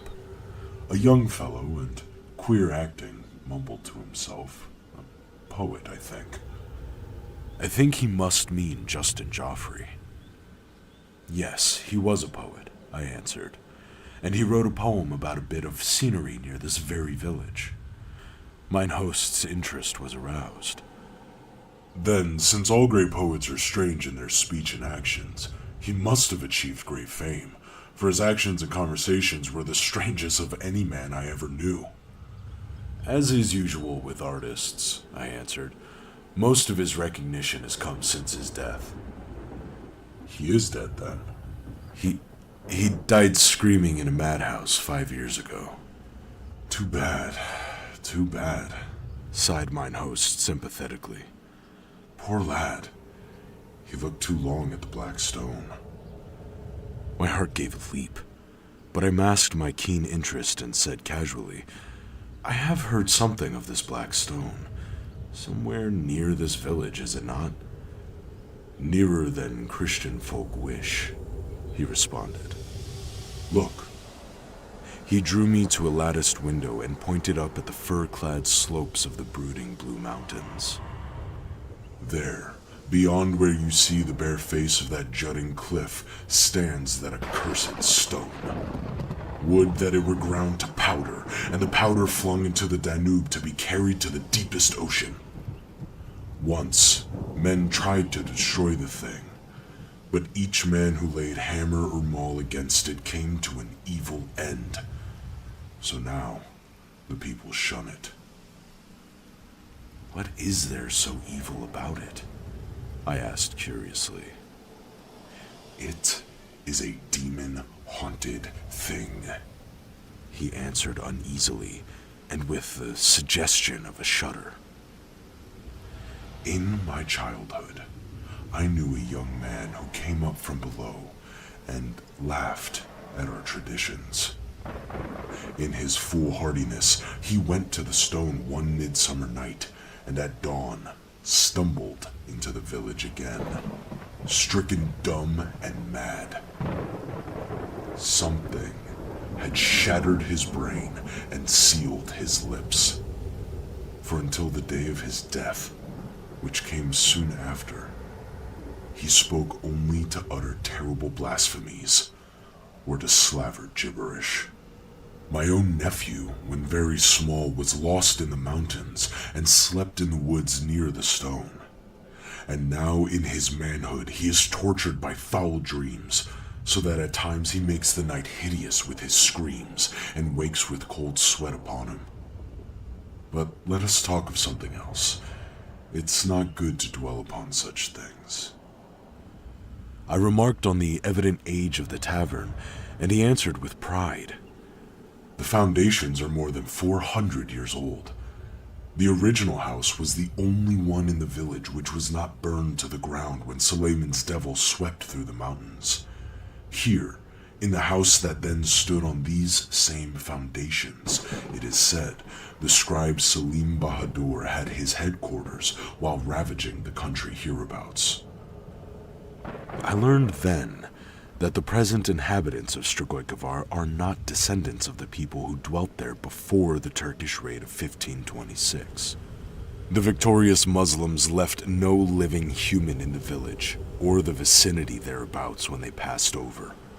Men, women, and children they wiped out in one red holocaust of murder, leaving a vast stretch of country silent and utterly deserted. The present people of Strigoi are descended from hardy settlers from the lower valleys who came into the ruined village after the Turk was thrust back. Mine host did not speak of the extermination of the original inhabitants with any great resentment, and I learned that his ancestors in the lower levels had looked on the mountaineers with even more hatred and aversion than they regarded the Turks. He was rather vague regarding the causes of this feud, but said that the original inhabitants of Strigoi had been in the habit of making stealthy raids on the lowlands and stealing girls and children. Moreover, he said that they were not exactly of the same blood as his own people. The sturdy, original Magyar Slavic stock had mixed and intermarried with a degraded aboriginal race until the breeds had blended, producing an unsavory amalgamation. Who these aborigines were, he had not the slightest idea, but maintained that they were pagans and had dwelt in the mountains since time immemorial, before the coming of the conquering peoples. I attached little importance to this tale, seeing in it merely a parallel to the amalgamation of Celtic tribes with Mediterranean aborigines in the Galloway Hills, with the resultant mixed race which, as Picts, has such an extensive part in Scotch legendary. Time has a curious foreshortening effect on folklore, and just as tales of the Picts became intertwined with legends of an older Mongoloid race, so that eventually the Picts were ascribed the repulsive appearance of the squat primitives, whose individuality merged in the telling into Pictish tales and was forgotten. So, I felt, the supposed inhuman attributes of the first villagers of Strigoi could be traced to older, outworn myths with invading Huns and Mongols. The morning after my arrival, I received directions from mine host, who gave them worriedly and set out to find the black stone. A few hours' tramp up the fir-covered slopes brought me to the face of the rugged, solid stone cliff which jutted boldly from the mountainside. A narrow trail wound up it, and mounting this, I looked out over the peaceful valley of Strigoi, which seemed to drowse, guarded on either hand by the great blue mountains. No huts or any sign of human tenancy showed between the cliff whereon I stood and the village. I saw numbers of scattering farms in the valley, but all lay on the other side of Strigoi, which itself seemed to shrink from the brooding slopes which masked the black stone. The summit of the cliffs proved to be a sort of thickly wooded plateau. I made my way through the dense growth for a short distance and came into a wide glade, and in the center of the glade reared a gaunt figure of black stone. It was octagonal in shape, some 16 feet in height and about 1.5 feet thick. It had once evidently been highly polished, but now the surface was thickly dinted, as if savage efforts had been made to demolish it. But the hammers had done little more than flake off small bits of stone and mutilate the characters which once had evidently marched up in a spiraling line round and round the shaft to the top. Up to 10 feet from the base, these characters were almost completely blotted out, so that it was very difficult to trace their direction. Higher up, they were plainer, and I managed to squirm part of the way up the shaft and scan them at close range. All were more or less defaced, but I was positive that they symbolized no language now remembered on the face of the earth. I am fairly familiar with all hieroglyphics known to researchers and philologists, and I can say with certainty that those characters were like nothing of which I have ever read or heard. The nearest approach to them that I ever saw were some crude scratches on a gigantic and strangely symmetrical rock in a lost valley of Yucatan. I remember that when I pointed out these marks to the archaeologist who was my companion, he maintained that they either represented natural weathering or the idle scratching of some Indian. To my theory that the rock was really the base of a long-vanished column, he merely laughed, calling my attention to the dimensions of it, which suggested, if it were built with any natural rules of architectural symmetry, a column 1,000 feet high. But I was not convinced. I will not say that the characters on the black stone were similar to those on that colossal rock in Yucatan, but one suggested the other. As to the substance of the monolith, again, I was baffled. The stone of which it was composed was a dully gleaming black, whose surface, where it was not dinted and roughened, created a curious illusion of semi-transparency. I spent most of the morning there and came away baffled. No connection of the stone with any other artifact in the world suggested itself to me. It was as if the monolith had been reared by alien hands, in an age distant and apart from human ken. I returned to the village with my interest in no way abated.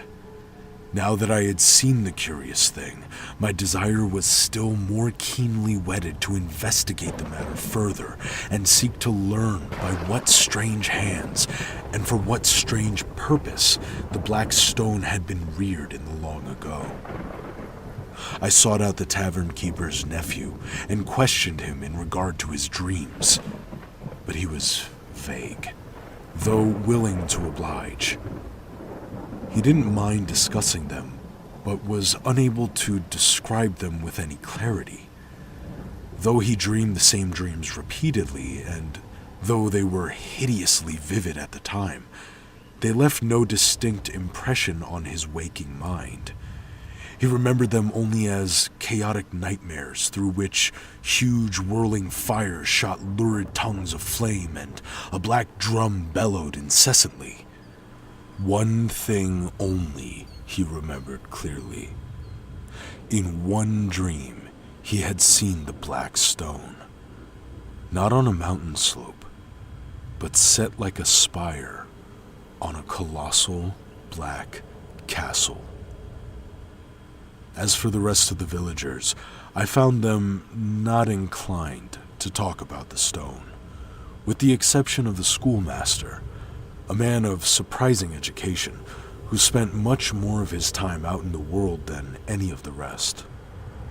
He was much interested in what I told him of von Juntz's remarks about the stone, and warmly agreed with the German author in the alleged age of the monolith. He believed that a coven had once existed in the vicinity, and that possibly all of the original villagers had been members of that fertility cult which once threatened to undermine European civilization and gave rise to the tales of witchcraft. He cited the very name of the village to prove his point. It had not been originally named Strigojkovar, he said. According to legends, the builders had called it Zuffeltan, which was the aboriginal name of the site on which the village had been built many centuries ago. This fact roused again an indescribable feeling of uneasiness. The barbarous name did not suggest connection with any Scythic, Slavic, or Mongolian race to which an aboriginal people of these mountains would, under natural circumstances, have belonged. That the Magyars and Slavs of the lower valleys believed the original inhabitants of the village to be members of the witchcraft cult was evident, the schoolmaster said, by the name they gave it, which name continued to be used even after the older settlers had been massacred by the Turks, and the village rebuilt by a cleaner and more wholesome breed. He did not believe that the members of the cult erected the monolith, but he did believe that they used it as a center of their activities.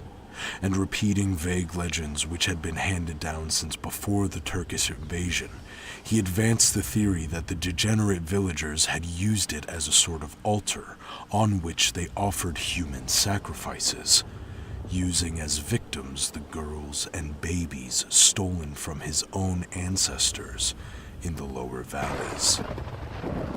He discounted the myths of weird events on Midsummer Night, as well as a curious legend of a strange deity which the witch people of Zolfaltan were said to have invoked with chants and wild rituals of flagellation and slaughter. He had never visited the stone on Midsummer Night, he said, but he would not fear to do so. Whatever had existed or taken place there in the past had been long engulfed in the mists of time and oblivion. The black stone had lost its meaning, save as a link to a dead and dusty past. It was while returning from a visit with the schoolmaster one night about a week after my arrival at Strigojkovar that a sudden recollection struck me. It was Midsummer Night, the very time that the legends linked with grisly implications to the Black Stone. I turned away from the tavern and strode swiftly through the village. Strigojkovar lay silent. The villagers retired early. I saw no one as I passed rapidly out of the village and up into the firs which masked the mountain slopes with whispering darkness. A broad silver moon hung above the valley, flooding the crags and slopes in a weird light and etching the shadows blackly. No wind blew through the firs, but a mysterious, intangible rustling and whispering was abroad.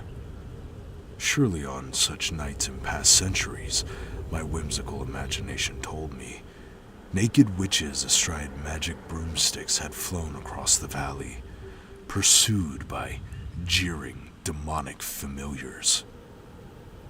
I came to the cliffs and was somewhat disquieted to note that the elusive moonlight lent them a subtle appearance I had not noticed before. In the weird light, they appeared less like natural cliffs and more like the ruins of Cyclopean and Titan-reared battlements jutting from the mountain slope. Shaking off this hallucination with difficulty, I came upon the plateau and hesitated a moment before I plunged into the brooding darkness of the woods.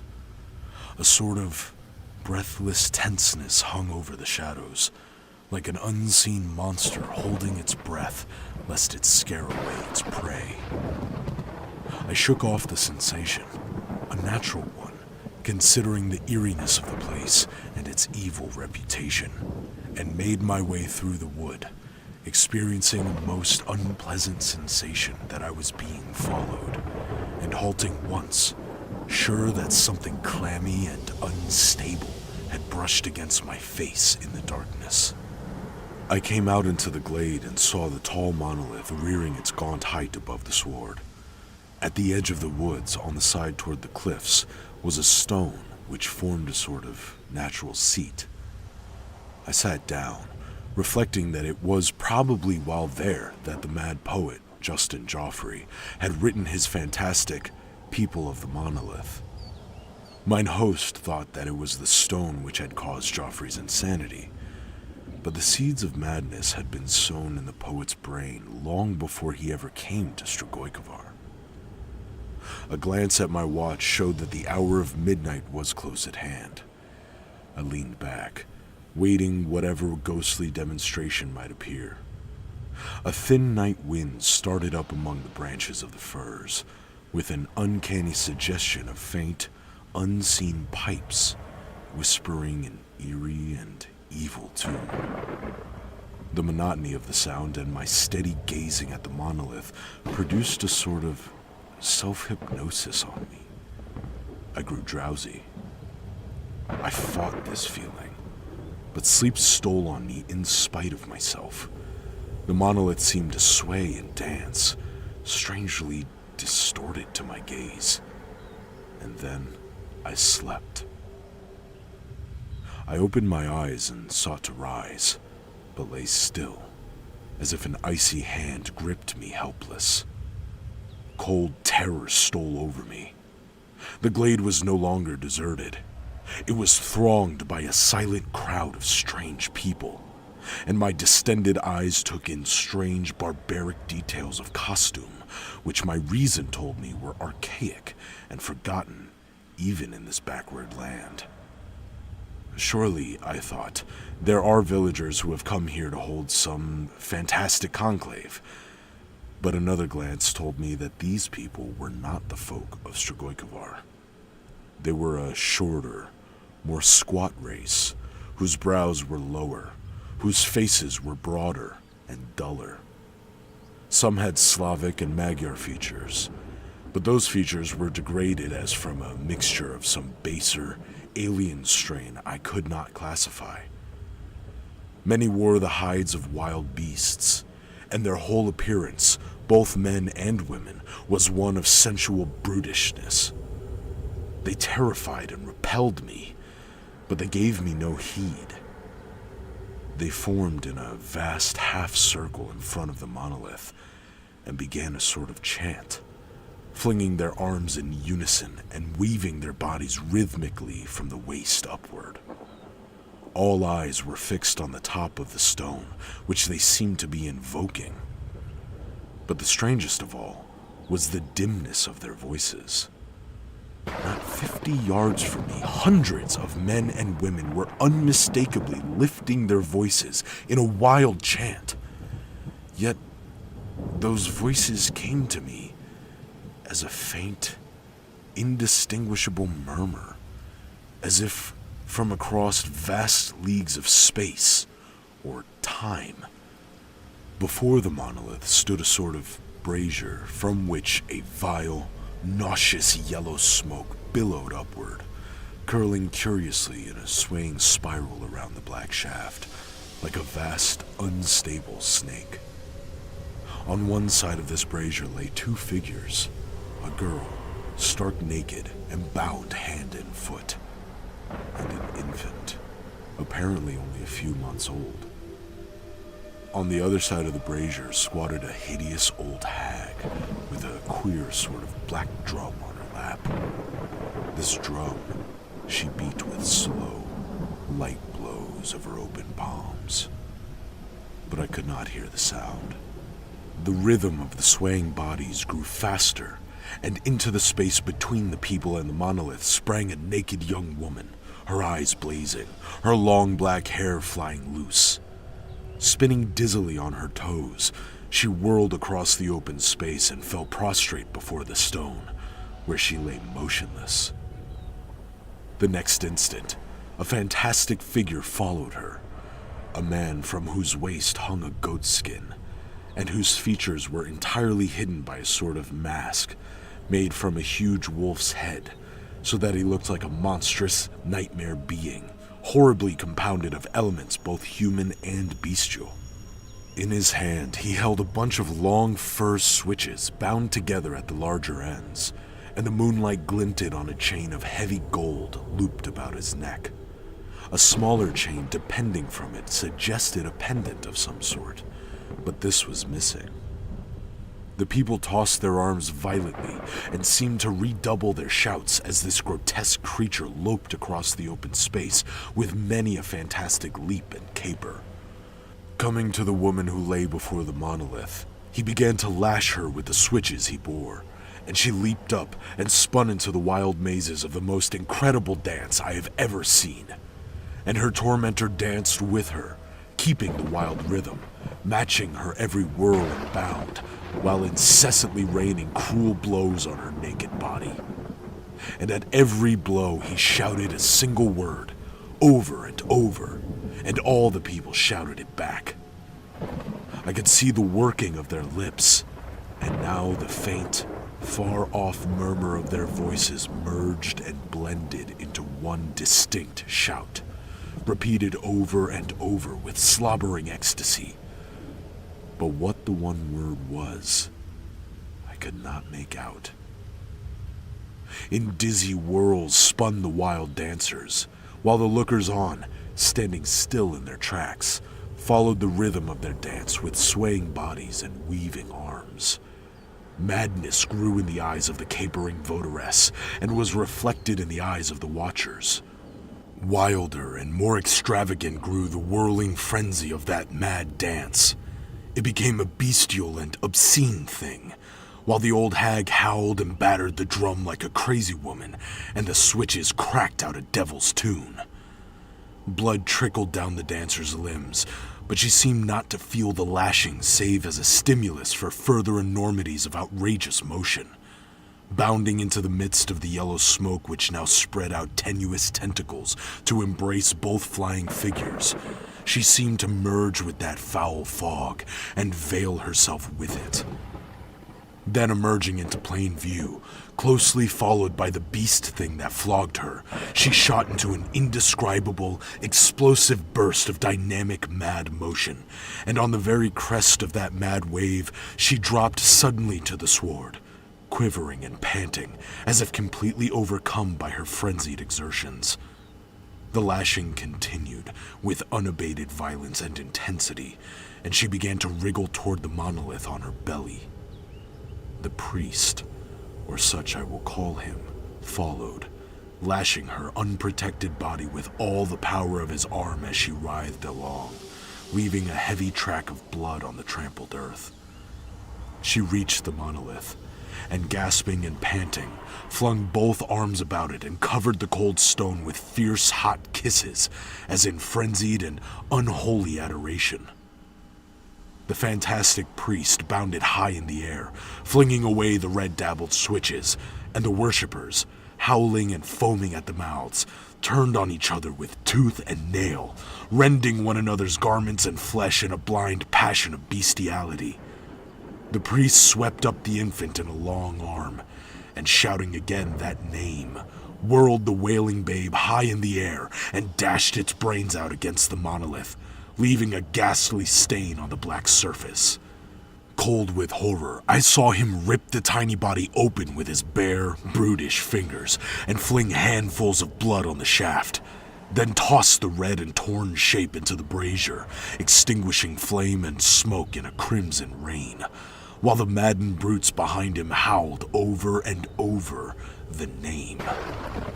Then suddenly they all fell prostrate, writhing like snakes, while the priest flung wide his gory hands as if in triumph. I opened my mouth to scream my horror and loathing, but only a dry rattle sounded. A huge, monstrous toad-like thing squatted on the top of the monolith.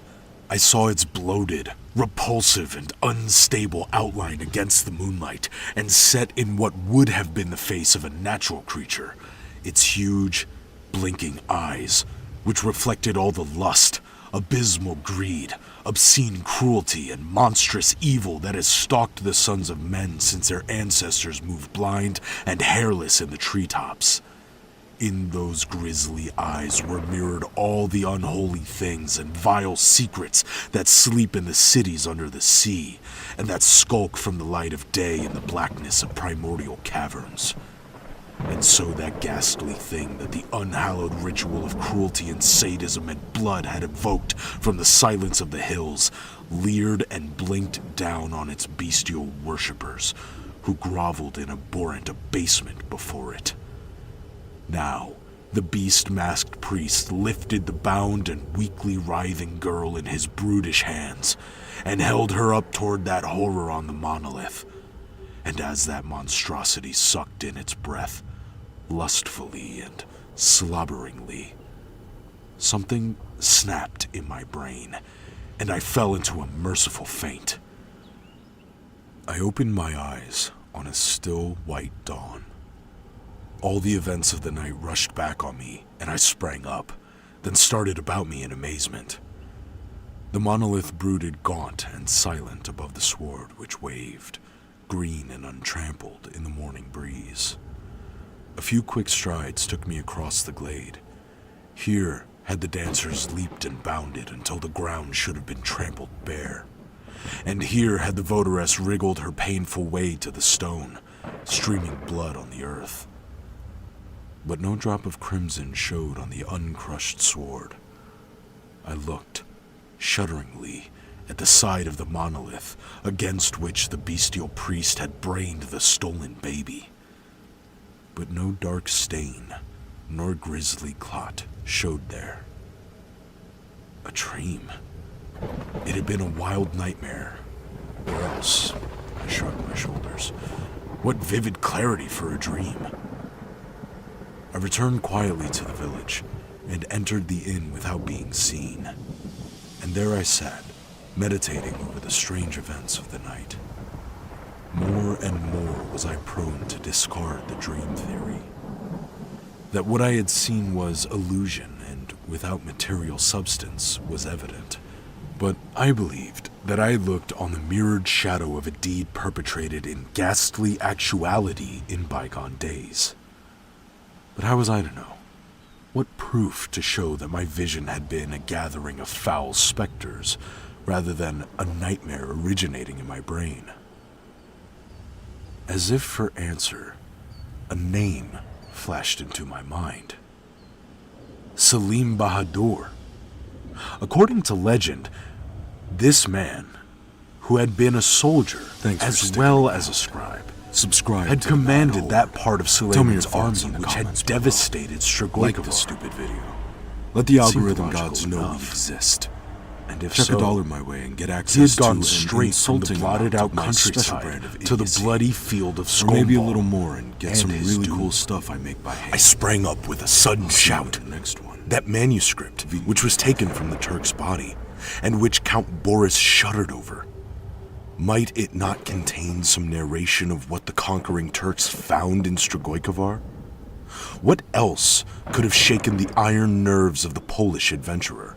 And since the bones of the Count had never been recovered, what more certain then that the lacquered case, with its mysterious contents, still lay hidden beneath the ruins that covered Boris Vladinov? I began packing my bag with fierce haste. 3 days later found me ensconced in a little village a few miles from the old battlefield. And when the moon rose, I was working with savage intensity on the great pile of crumbling stone that crowned the hill. It was back-breaking toil. Looking back now, I cannot see how I accomplished it, though I labored without a pause from moonrise to dawn. Just as the sun was coming up, I tore aside the last tangle of stones and looked on all that was mortal of Count Boris Vladinov. Only a few pitiful fragments of crumbling bone. And among them, crushed out of all original shape, lay a case whose lacquered surface had kept it from complete decay through the centuries. I seized it with frenzied eagerness, and piling back some of the stones on the bones, I hurried away, for I did not care to be discovered by the suspicious peasants in an act of apparent desecration.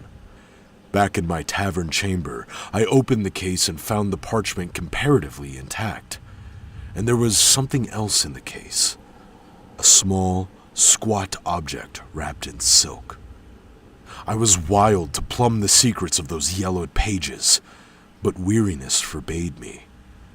Since leaving Strigoi, I had hardly slept at all, and the terrific exertions of the previous night combined to overcome me. In spite of myself, I was forced to stretch myself on my bed, nor did I wake until sundown. I snatched a hasty supper, and then in the light of a flickering candle, I set myself to read the neat Turkish characters that covered the parchment. It was difficult work, for I am not deeply versed in the language, and the archaic style of the narrative baffled me. But as I toiled through it, a word or a phrase here and there leaped at me, and a dimly growing horror shook me in its grasp. I bent my energies fiercely to the task, and as the tale grew clearer and took more tangible form, my blood chilled in my veins, my hair stood up, and my tongue clove to my mouth. All external things partook of the grisly madness of that infernal manuscript, until the night sounds of insects and creatures in the woods took the form of ghastly murmurings and stealthy treadings of ghoulish horrors, and the sighing of the night wind changed to tittering, obscene gloating of evil over the souls of men. At last, When gray dawn was stealing through the latticed window, I laid down the manuscript and took up and unwrapped the thing in the bit of silk. Staring at it with haggard eyes, I knew the truth of the matter was clinched, even had it been possible to doubt the veracity of that terrible manuscript. And I replaced both obscene things in the case, nor did I rest nor sleep nor eat until that case containing them had been weighted with stones and flung into the deepest current of the Danube, which, God grant, carried them back into the hell from which they came.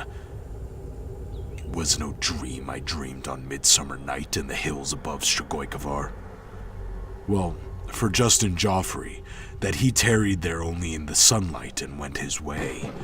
For he had gazed upon the ghastly conclave, his mad brain would have snapped before it did. How my own reason held, I do not know. No, it was no dream.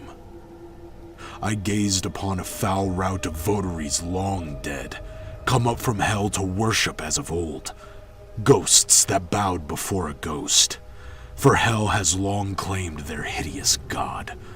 Long, long he dwelt among the hills, a brain-shattering vestige of an outworn age. But no longer his obscene talons clutch for the souls of living men, and his kingdom is a dead kingdom, peopled only by the ghosts of those who served him in his lifetime and theirs. By what foul alchemy or godless sorcery the gates of hell are opened on that one eerie night, I do not know, but my own eyes have seen. And I know I looked on no living thing that night, for the manuscript written in the careful hand of Selim Bahadur narrated at length what he and his raiders found in the valley of Strigoi. And I read, set down in detail, the blasphemous obscenities that torture wrung from the lips of screaming worshippers.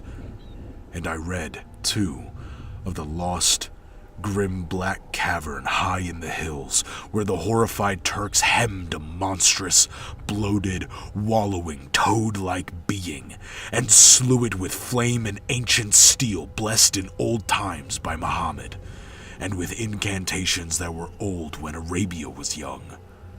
And even staunch old Selim's hand shook as he recorded the cataclysmic, earth-shaking death howls of the monstrosity, which died not alone, for half-score of his slayers perished with him in ways that Selim would not, or could not, describe.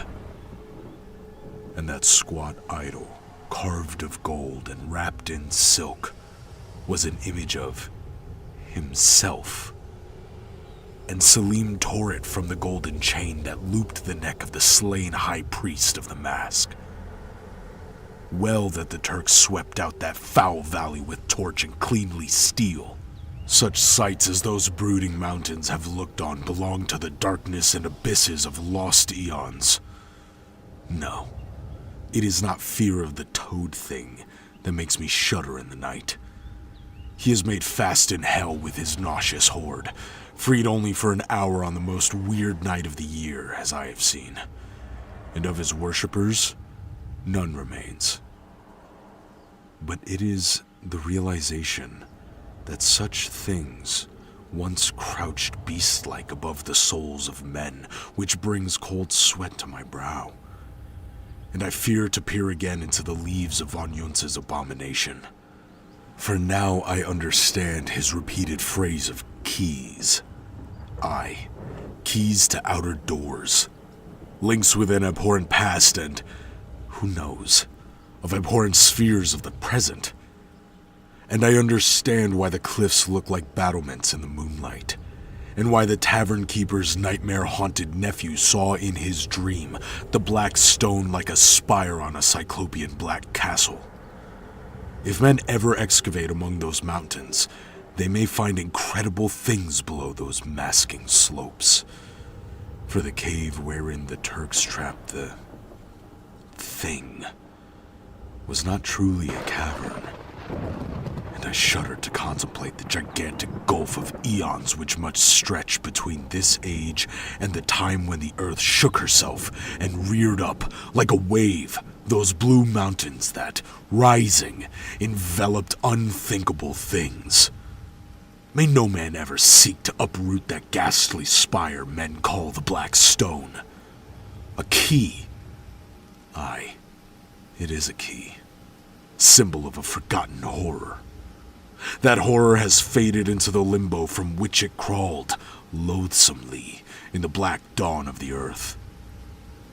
But what of the other fiendish possibilities hinted at by Von Juntz? What of the monstrous hand which strangled out his life? Since reading what Salim Bahadur wrote, I can no longer doubt anything in the Black Book. Man was not always master of the earth. And is he now? And the thought recurs to me. If such a monstrous entity as the master of the monolith somehow survived its own unspeakably distant epoch so long, what nameless shapes may even now lurk in the dark places of the world?